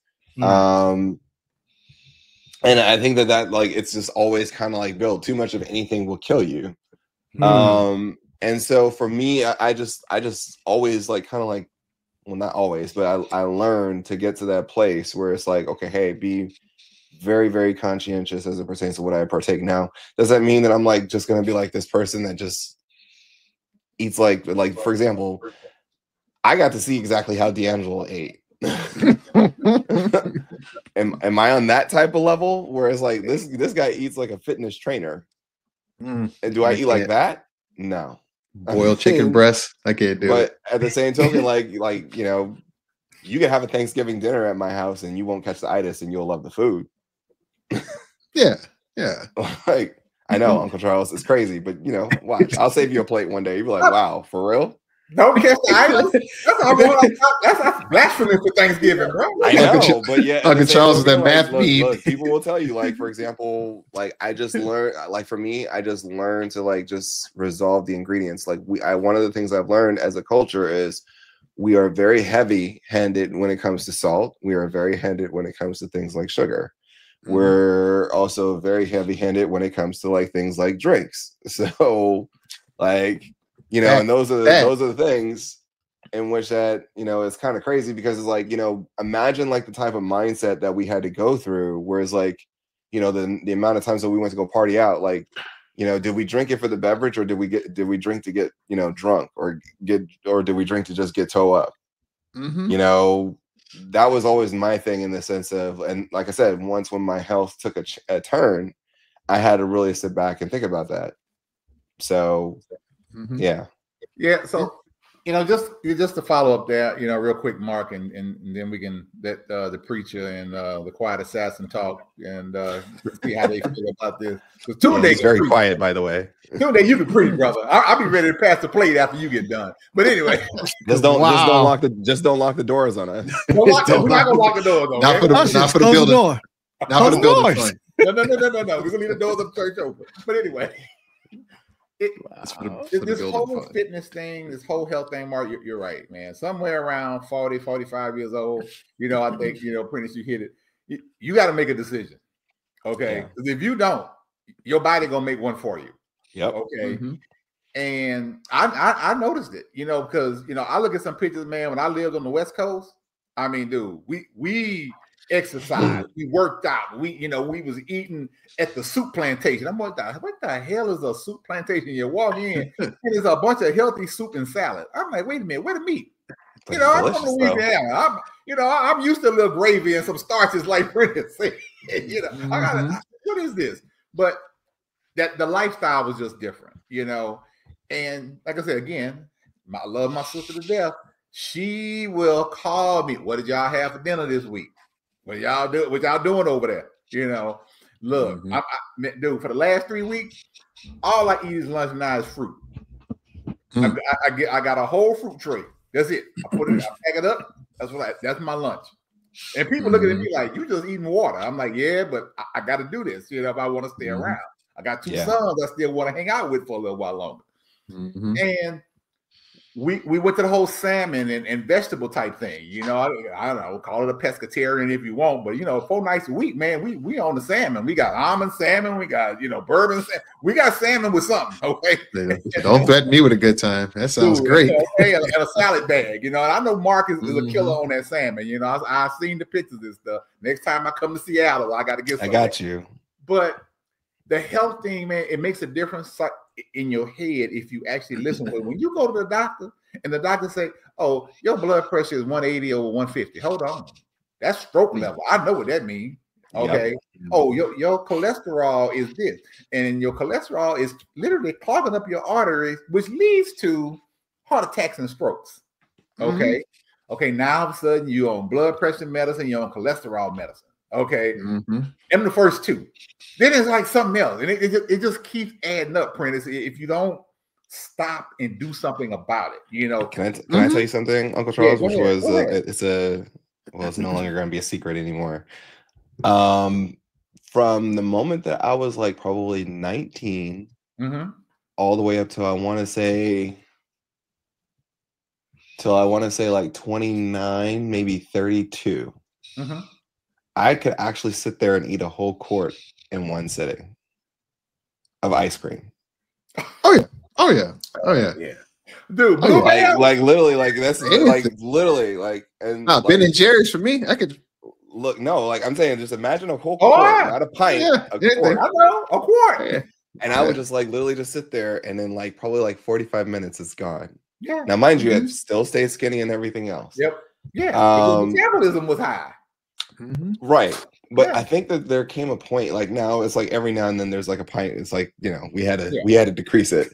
Yeah. But the crazy thing about it is I think that my body now, like where I'm at this point where it's like my body is just like, look, bro, you've eaten more than enough ice cream for like 2 lifetimes. You got yours. Yeah, you've had yours. It's like sometimes when I'm sitting there eating it, it's like it's just like I don't want it anymore. Like it's just like it doesn't do it for me anymore. And it's like now it's just like, huh? You phased out. I am it's sad. It's horrible because I love ice cream. But at the same token, it's just like when I sit there and eat it, I'm like, I'm done. Yeah. But you know, Mark, you talk about that, you know, from a sweet perspective, man. I'm like, look, if I'm gonna waste my calories on any kind of sweets, okay, So I'm gonna go hard. It's gonna be pecan pie.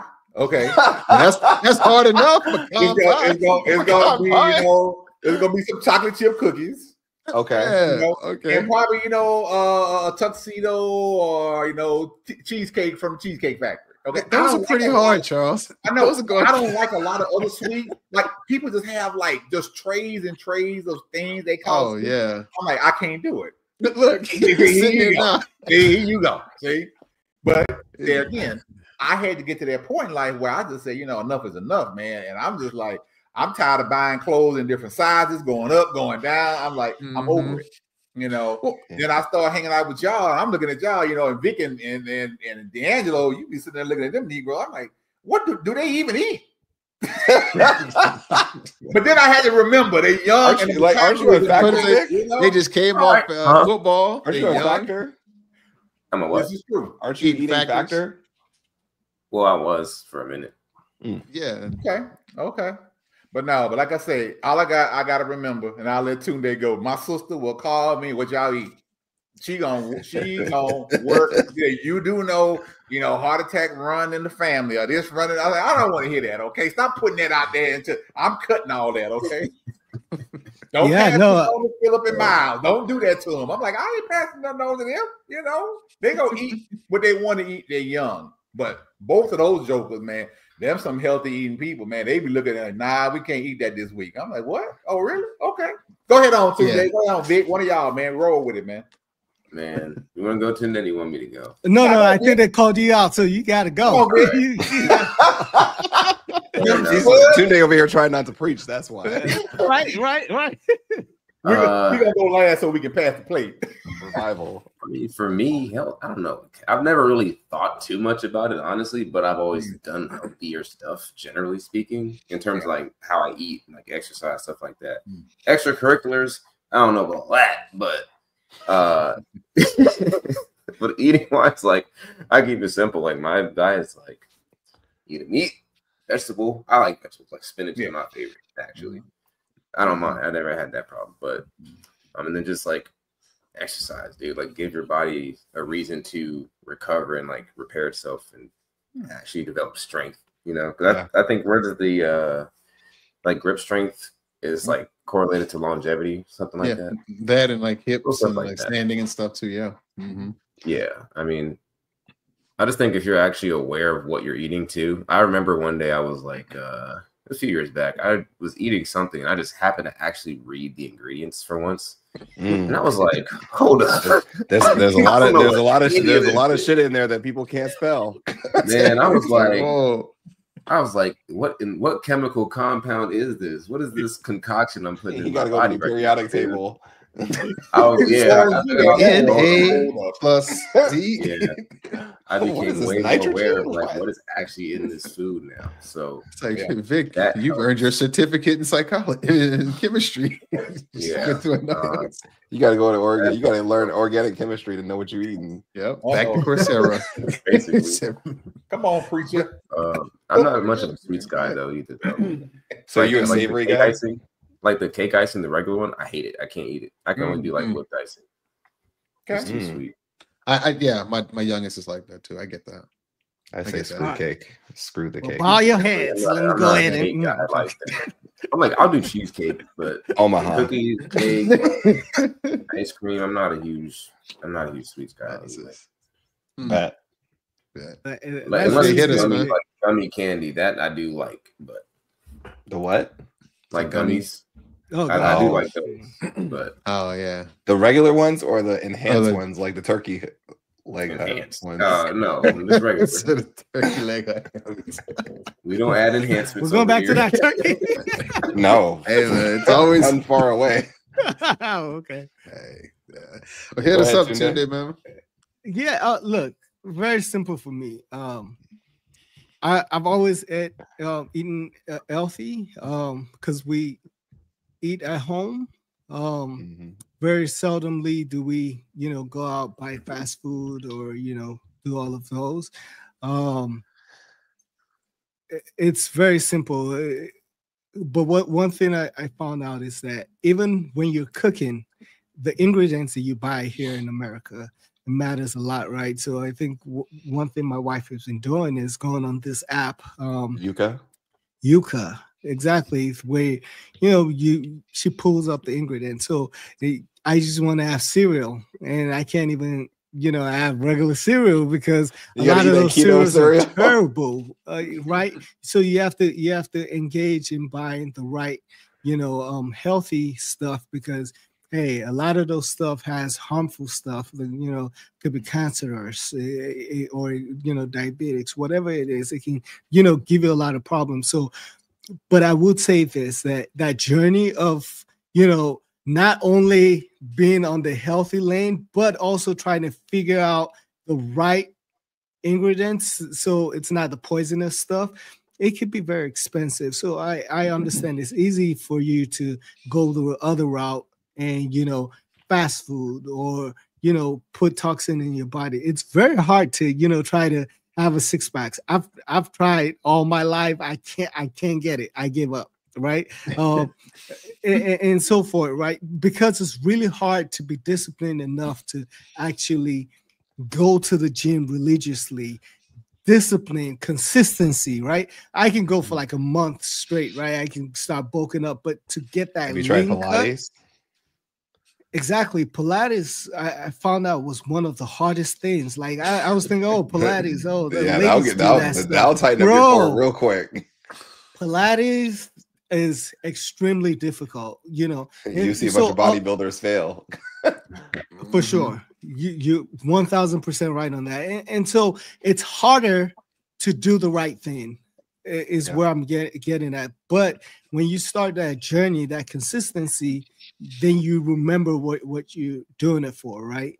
Like I think Charles Prentice, I think you guys all mentioned it, hey, you want to be around, you want to stick around for your kids and so forth. When you think about stuff like that, for me, going to the gym is hard. It's a hard process, right? So I link my physical activity, Victor, don't get on me, but I link it to basketball, because that's the one rigor sports that I can do, you know what I mean, once a week or whatever it is. I've kind of been backsliding lately. But if you link something to a sport that you love, it would encourage you, right? And I go back to the other thing I was saying earlier, being with like minds, right?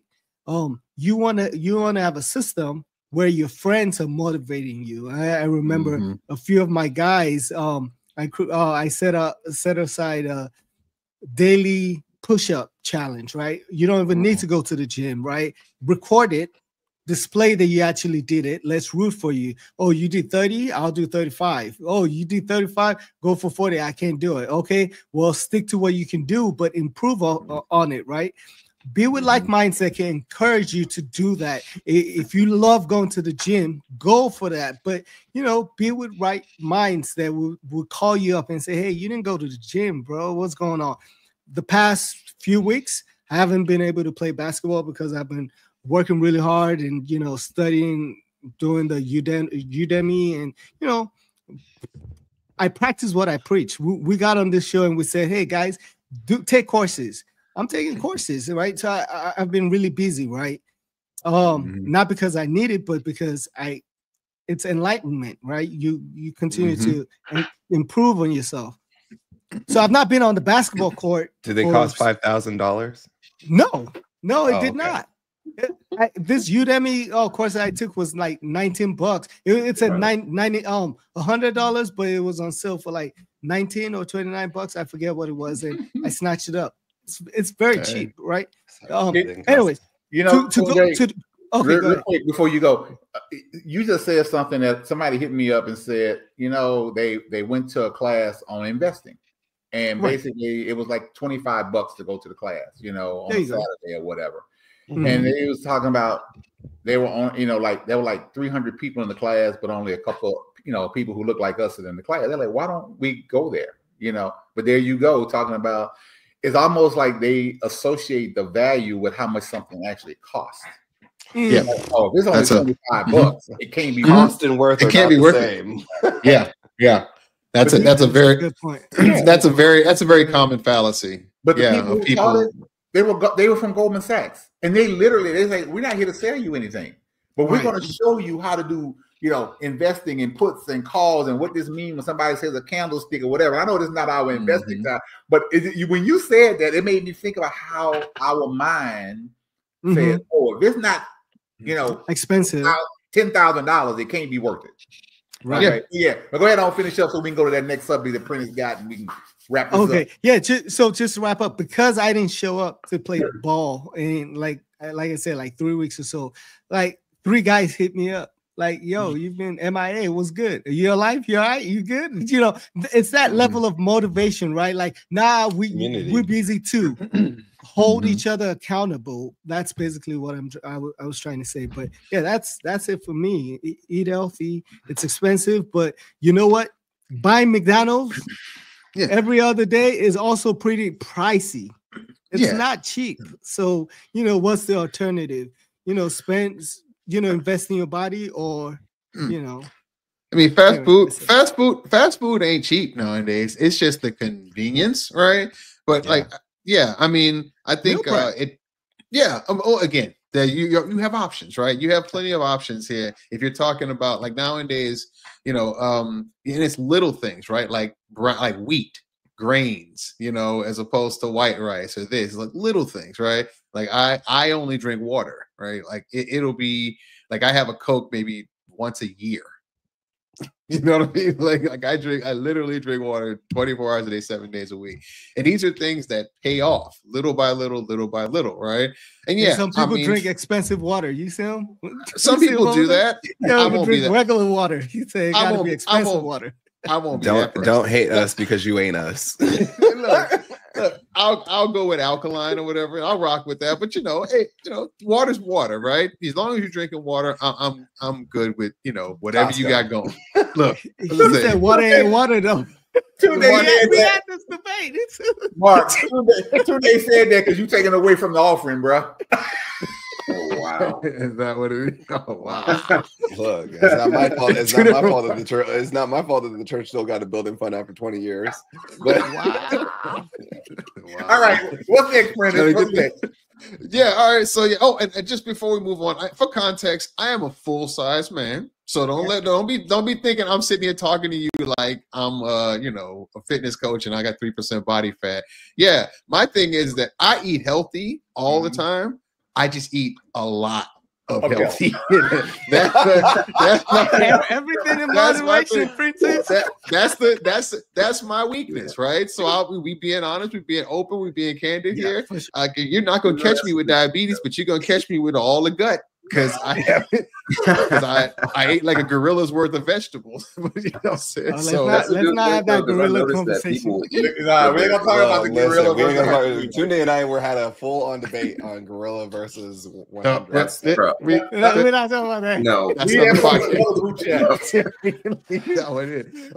So you got 100 NFL dudes. Look. Stop it, Bart.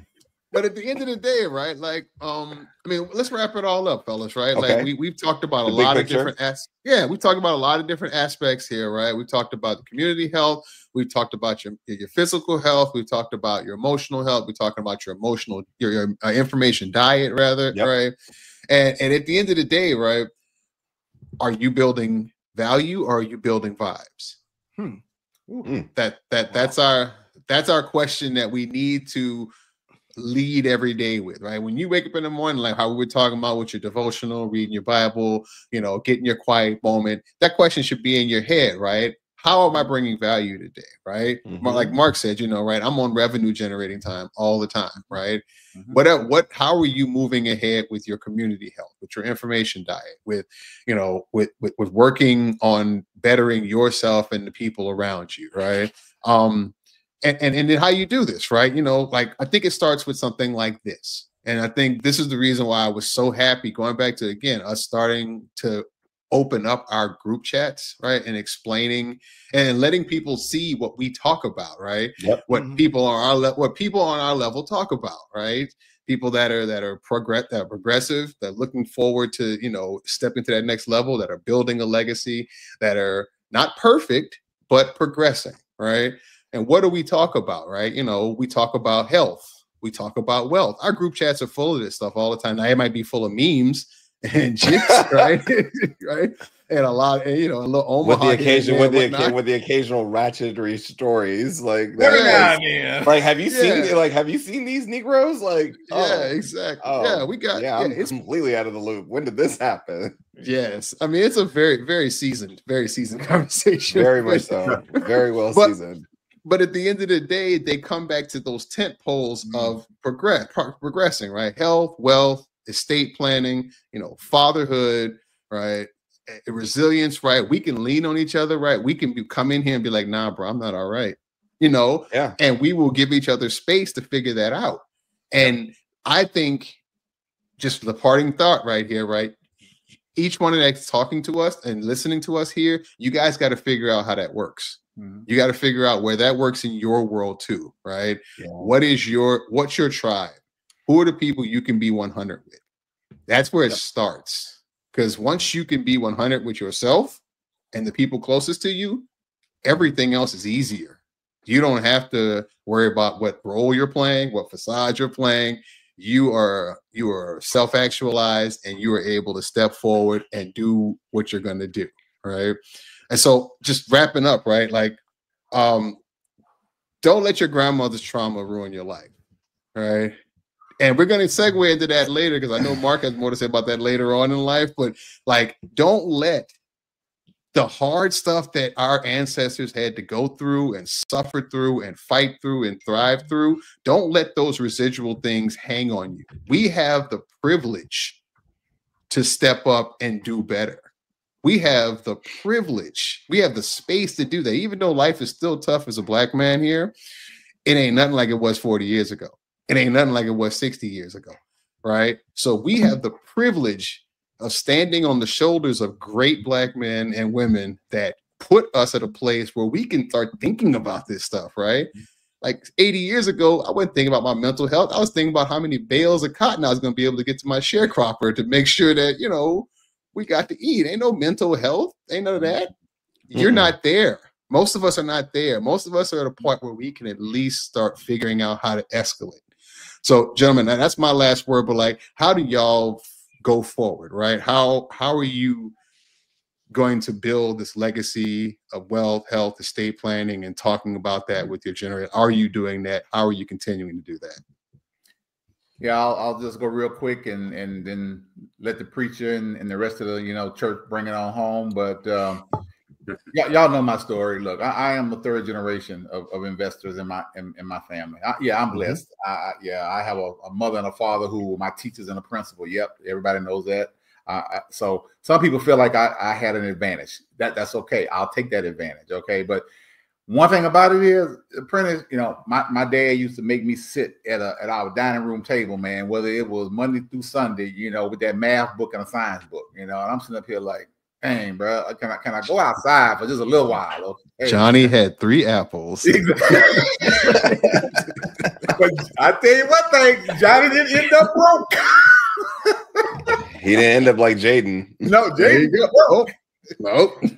But I literally tried to make sure that everything that my parents taught me, I'm passing on the good onto my sons. Okay. And it wasn't a lot of bad, but I also had to realize that the stuff that my parents put on me, that my sons are not built to handle. Okay. I know they're not built to handle everything that my parents put on me. Just like I wasn't built to handle everything my dad went through. Okay. And my mom, I mean, being the first, Black to get a master's degree at LSU and everybody calling you every name, out of the sky, everybody ain't built for that.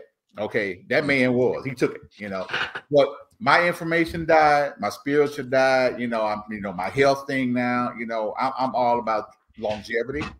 I'm all about trying to pass on what I can.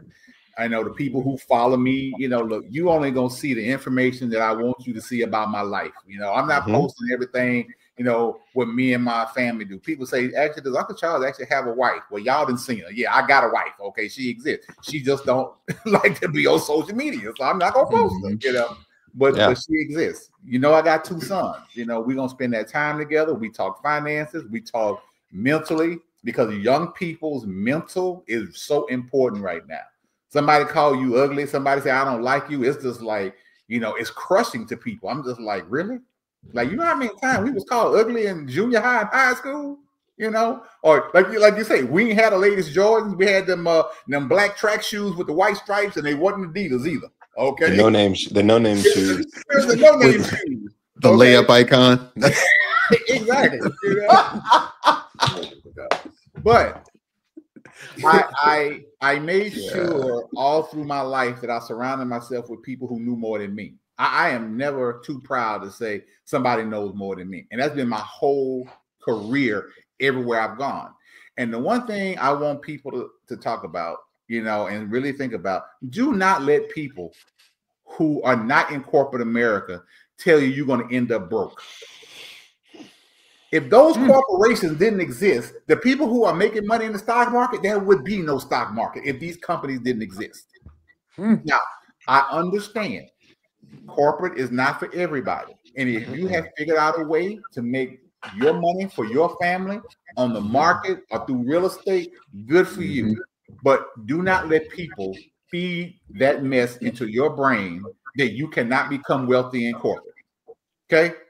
I know a lot of people who have done it. There's tons of us who have done it. You just got to know what to do with your money you make from corporate, how to put it in the market, how to put it in real estate. Okay? It ain't all just going to bills for me to live, you know, week to week, month to month. Okay. And the many of these gentlemen on here, they either started there, they still there, you know, they're entrepreneurs, you know, like Mark, you know, but he found out what it was like when he was, you know, in corporate, but he found a different route.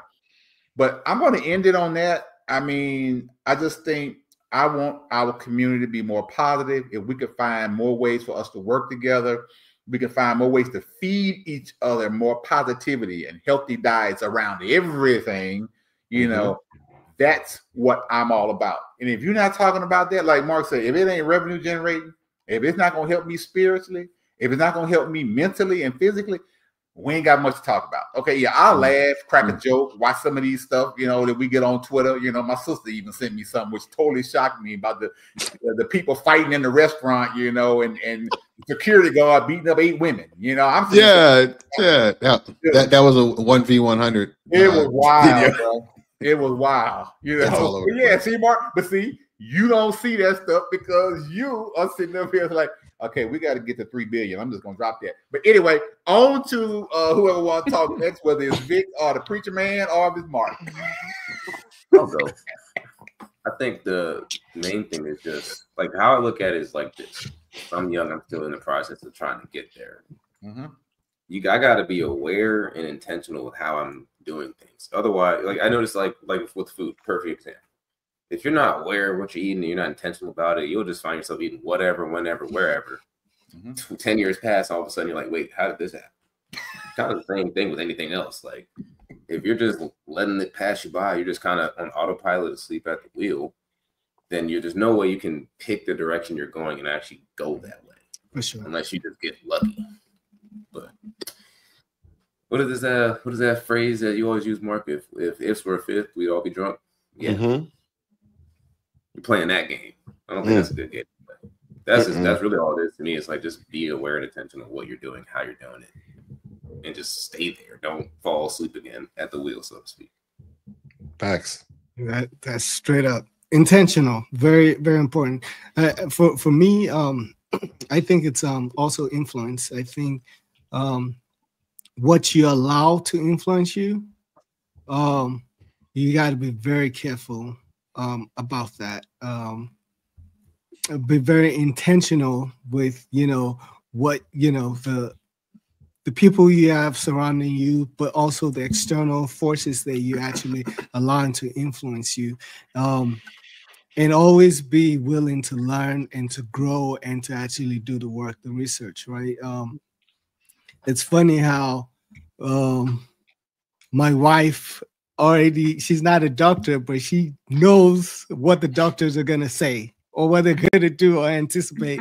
So you know what I mean? So it's, and why is that? I had to look at her. I said, why didn't you just become a doctor? Because you seem to know all of this before the doctor even say this. Because why? You have a keen interest and the desire to actually do that research or to really get to the root of it. What is the actual problem and how can we resolve it? I think a lot of people draw so much on the problem, they don't spend enough time on the solution. You have to really spend more time on that solution than on the problem itself. How do you resolve this? I'm in this situation. Who am I letting influence me? And are they making those decisions for me, or am I making this decision based off of what, you know, what I have around me, right? So influence is a very big thing. Be very mindful of it, be very strategic on how you do it. And also when you get to a certain level, and I think that goes back to what we were talking about much earlier, Prentice, is that once you get into a certain level of growth, the people that are around you, you have to help bring them up to the same speed, to that same level of understanding. If not, it's gonna go one way or the other, whether you bring them up or they bring you down, or you know, it's just that simple, right? So I'm of the believers that you communicate, effective communication, share your ideas or your understanding with people. Be very passionate about it, because imagine if I'm trying to tell you something and I'm like, yeah, maybe not. You know what I mean? My kids are not gonna, they're like that. So what are you saying? Do you actually mean this or not? Right. So very intentional, and I make sure that my family, our system influence our kids, my nephews, my nieces, the people around me. I make sure that I'm a positive impact, because guess what? If you don't fill that void, outside is gonna fill that void. They're gonna get the outside influence, and then it's too late. You can't do anything about it. So those are the things I think about when we're having this conversation. But Quentin, I got it. Hats off to you, man. It was really good topics, really good conversation. Well, it's the group we talk together. Have you wrapped up, Mark? No. I'm gonna give a closing word, but yeah, go ahead. I was just saying the way you curated it. I know we talked about it, but I'm saying the way you curated it. It was nice. Oh yeah. Good job. Oh yeah. Well, I'll take 82. I'll take 78% of the credit. Just I'll let it sit out there. It's okay. But no. Oh wow. It's already out there. No. Come on, Mark. Come on. No. Go ahead, Mark. Wrap it up, and I'm gonna give the final. I'll give the final word here. Let's see. Let's get it. There we go. Yeah, I'm gonna be the villain. I'm gonna be the villain. I'm gonna let Tunde play the White Knight, but look. Wait, why is everybody go on me today? What did I? No, I'm saying that's a good thing. I'm gonna let you be the good guy. I'll be the bad guy. We so, yeah, I see. So why can't we see the bigger picture? Here's the reason why we can't see the bigger picture. Now, excluding all the things that we just talked about, right? Like the interesting thing that we mentioned is health, wealth, and of course we'll get to other subjects like, estate planning and all this other stuff, fatherhood, emotional resilience. Like we'll get to those things. But one of the things that really rang to me, Prentice, was a few things. Like, for example, your grandma's trauma is still running your life. I don't understand this, in the sense that, when we bring up issues, the first thing that we want to talk about is we want to give the reasons behind all those things. Okay, look, you know what? I'll fall back. Should I fall back? I mean, look, hey, we ain't got number space and opportunity. The black hood in me is saying do it. We got number space and opportunity, man. That's what we're here for. Here's my thing. I'm tired of people talking about it in the name of tradition. Look, if you're gonna let these dead people literally punk you as it pertains to what is it that you're supposed to be doing in your present to ultimately lead towards your future, God bless. But that just sounds stupid to me. I mean, that honestly is. Go out there and make your own legacies and everything else. As it pertains to the trauma that happened to your grandmother, okay, well, your grandma's trauma, again, we get it. But yet at the same token, it's you ain't living in the same age that she's living in. You ain't living in the same timeline and everything else. Your timeline is completely different, and you get to choose exactly what is it that it's going to be. And the thing that really frustrates me, it literally irks me. It makes my skin crawl. It literally makes my blood boil. When I hear people, when we talk about things as it pertains to why can't we do this? And the first thing that we bring up is the things of the past, as if correct my words because I don't want to put any money towards the swear jar. But my guy, you didn't live during that time. You didn't have to worry, like you didn't have the dogs like literally biting at you from the police. You didn't have to worry about that. You like, okay, they went through that so that way, and with the hope that you wouldn't have to. But yet at the same token, it's like, yo, they weren't twerking it up and everything else and doing all types of stuff, like, you know, and like one video that I did see, which literally like irked me, was where I saw a bunch, like they were at a Lululemon store. And these women were twerking it up in a Lululemon store. And all these white folks were sitting around just like watching them with video. Like they were literally just taking video. Like I was like, okay, that's enough internet for me today. Like when I think about it, guys, it's like, you know, it's like we talk so much about like wealth this, wealth that, wealth this, wealth that. And it's like the thing is, it's like, okay, like realize that this is like a job. Like this is like literally something that you work towards. This is something that you put the work in. And it's crazy to me, guys, because it's like, you know, when will the excuses stop? When will when will people stop making excuses for like the fact that, okay, hey, like in the form of giving reason, okay, the reasons are there. The reasons of the past are there. And I'm like, at this point, when I sit back and hear people talk about that, I like the first thing that goes through my mind is like, and like, sorry, today, who gives a shit? Like, nobody cares anymore. Like, nobody cares. Like, the question is, like, if you want to sit back and give reason, for all the things as it pertains to why is it that you're not knocking on the door of success, or why is it that you're not trying to kick down the door of success, and literally claim that and claim that place as like, okay, hey, that this is my birthright, I belong here, then what are you doing? Like I posted something up on Twitter today. I said, you think you got time, so did every soul 6 feet under. Now they're nothing but a story that never got finished. So I pretty much said that because I was like thinking about it like earlier this morning. I was like, look, man, like I used to live by a graveyard. Like there was literally a graveyard, like literally a block, like it was literally across the street from like my house in the U District. And I used to walk by that graveyard to go down the hill to go play soccer. And the crazy part about it is I just sat back and asked myself, I wonder how many of these people in whom which that have like passed on. I wonder how many of them never got to finish their story. I wonder how many of them like never, like their story was, you know, it could have been or never was. You know, there were like how many has-beens were here that literally have tombstones. You know, how many of them actually have true legacy stories here that literally live on, versus the ones in which that, you know, like, okay, they're a plot here, but you never really like there's no story behind it. And so that's the reason why I posted what I posted today, because I'm like, look, you know, I literally used to always say like that was my motivation every day that I woke up, because I could literally see it from outside my big window of my house at the time. And I always sat there and said, you know, when I look over there, the folks in whom which that I see that are no longer here with us, like the majority of them are probably the folks in whom which I said later, I'll do this later. And the later never happened. And so the thing is, for me, it's like, you know, when we look at the bigger picture, why can't we see it? Is the reason why we can't see the bigger picture because we're looking at the back as it pertains to all the things that have happened in the past, versus not even looking forward and headed into the direction of the future. It's kind of like we're walking back.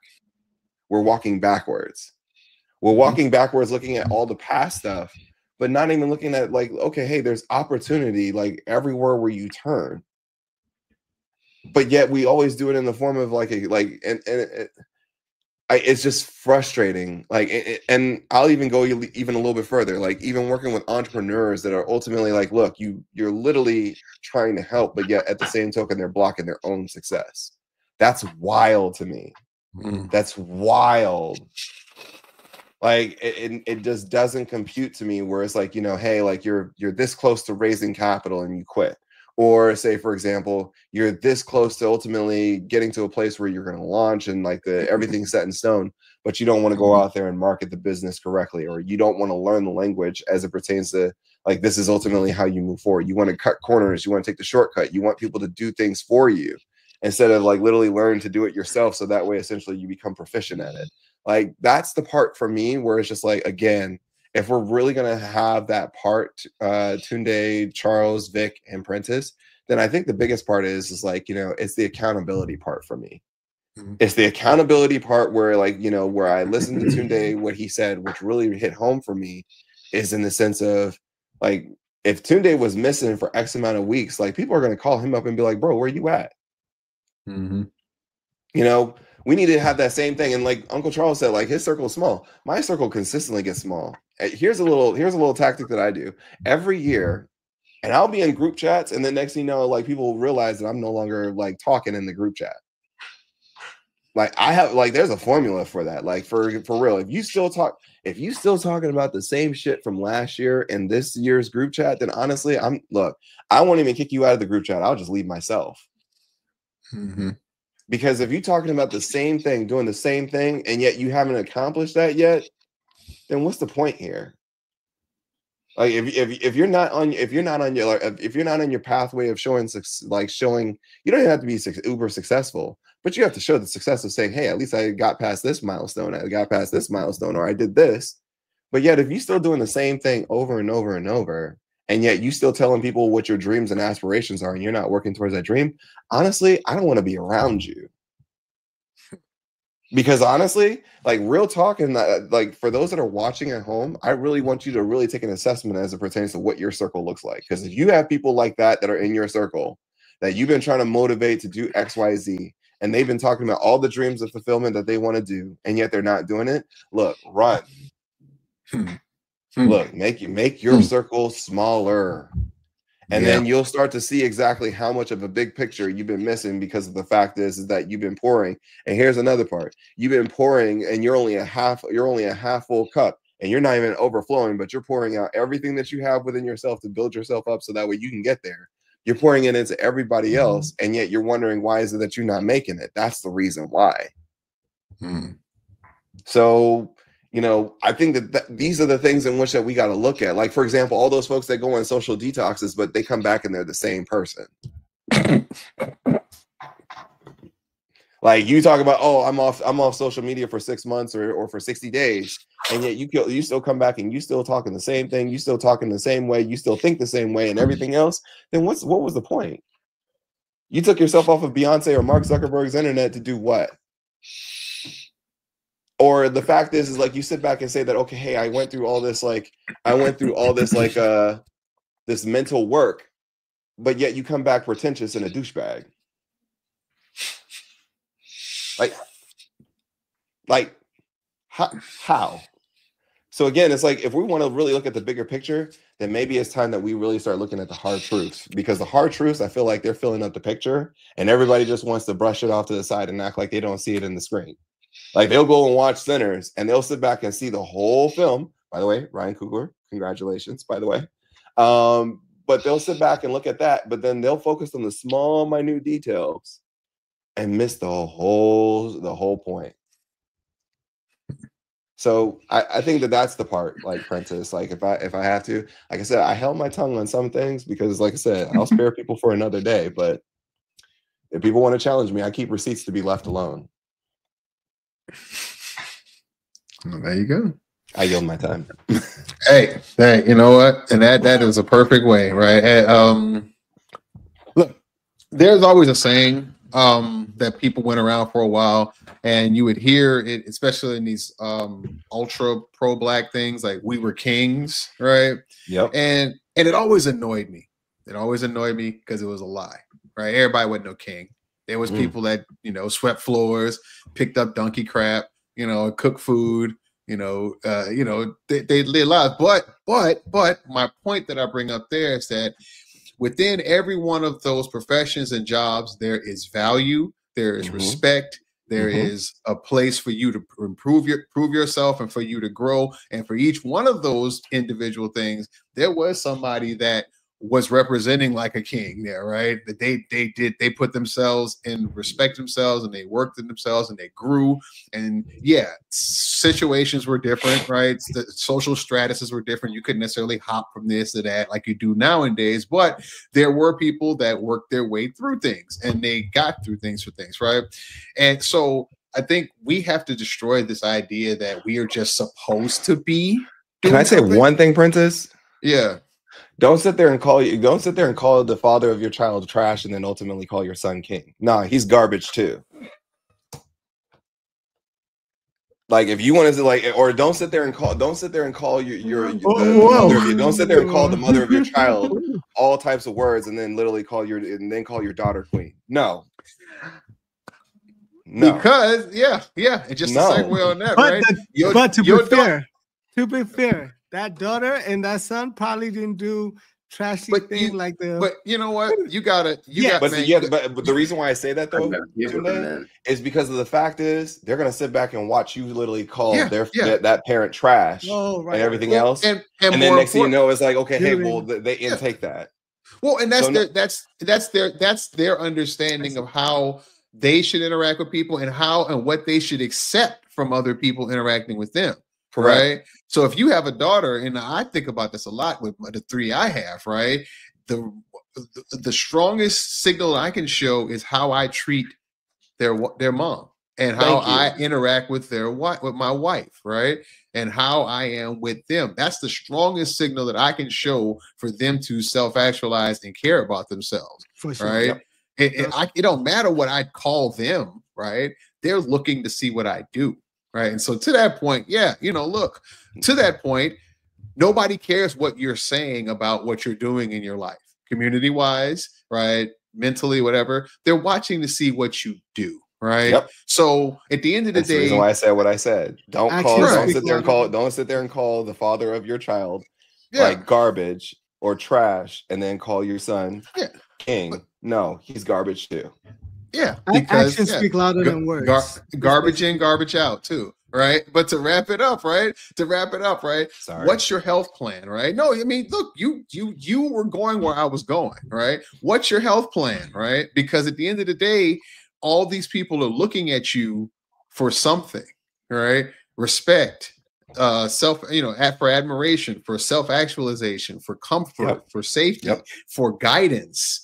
Right. And this is even before you don't even have to have kids. You got nephews, you got uncles, you got little kids in the car. I saw that little TikTok where some dude was like the neighborhood dad. The dad posed a whole different statement on like where the other dad said. But anyway, at least, right, like this dude, those kids are watching him, right? They are following him. And I bet you they are watching how he treats his girlfriend or wife that he lives there with. Yep. They're watching that, right? So what's your health plan, right? What do you, and I ask, what's your health plan after we've done all of this? Because those people matter, right? Who benefits from you living long and healthy lives? Yep. Who benefits from the radius, from the thing that you radiate out in yourself, right? If you are a person that radiates out toxicity and poison and you make things worse and you make life harder, who's catching that? Because somebody's catching that. If you care about them, why are you giving it to them? And so that's what really has to come down to, like, what's your health plan? Because your health plan reflects the health plan of all the other people you care about, right? Especially as a Black man, right? You are looked at as part of a very pivotal center here. Right? You're not literally end all be all, but you are a very pivotal center. Very pivotal center. Kids look at the dad more than anybody else when it comes to eating. Emotional health diet, right? They look at the dad more than the mom. Health diet. What are you eating? Are you eating a struggle man meal, right? Because you think you ain't got time. They will too. They're going to eat trash too because they're following you. They respect you. They look up to you. So what's your health plan? And that's what I want to leave you with, right? What's your health plan and how does this plan change the lives around you that are dependent upon you? Whether you want to admit it or not, whether you want to take that responsibility or not, what's your health plan? Today's been great. We really dug in. We really went over time. I got people yelling at me right now. Speaking of food, bro, you look. Yeah, hey. yeah. Oh, I got the come on, bro. Text like 3 times already. Come on, bro. They about to leave you. Oh yeah, no, they look. Well, that's all right. I got the keys and the money. They gonna have to try hard. They got to try hard. But we're gonna leave it on that note, Prentice. Let me go though, because I know, yeah. But no, man, we appreciate you guys rocking with us, right? And we always love being able to take time and talk with y'all because your family, right? And we want to like share with you the great things that we figure out and that we go with. And this has been an amazing episode. And yeah, for Vic, for Charles, for Tunde, for Mark, this has been the group chat, y'all. We appreciate you. Bye, y'all. Bye. Bye.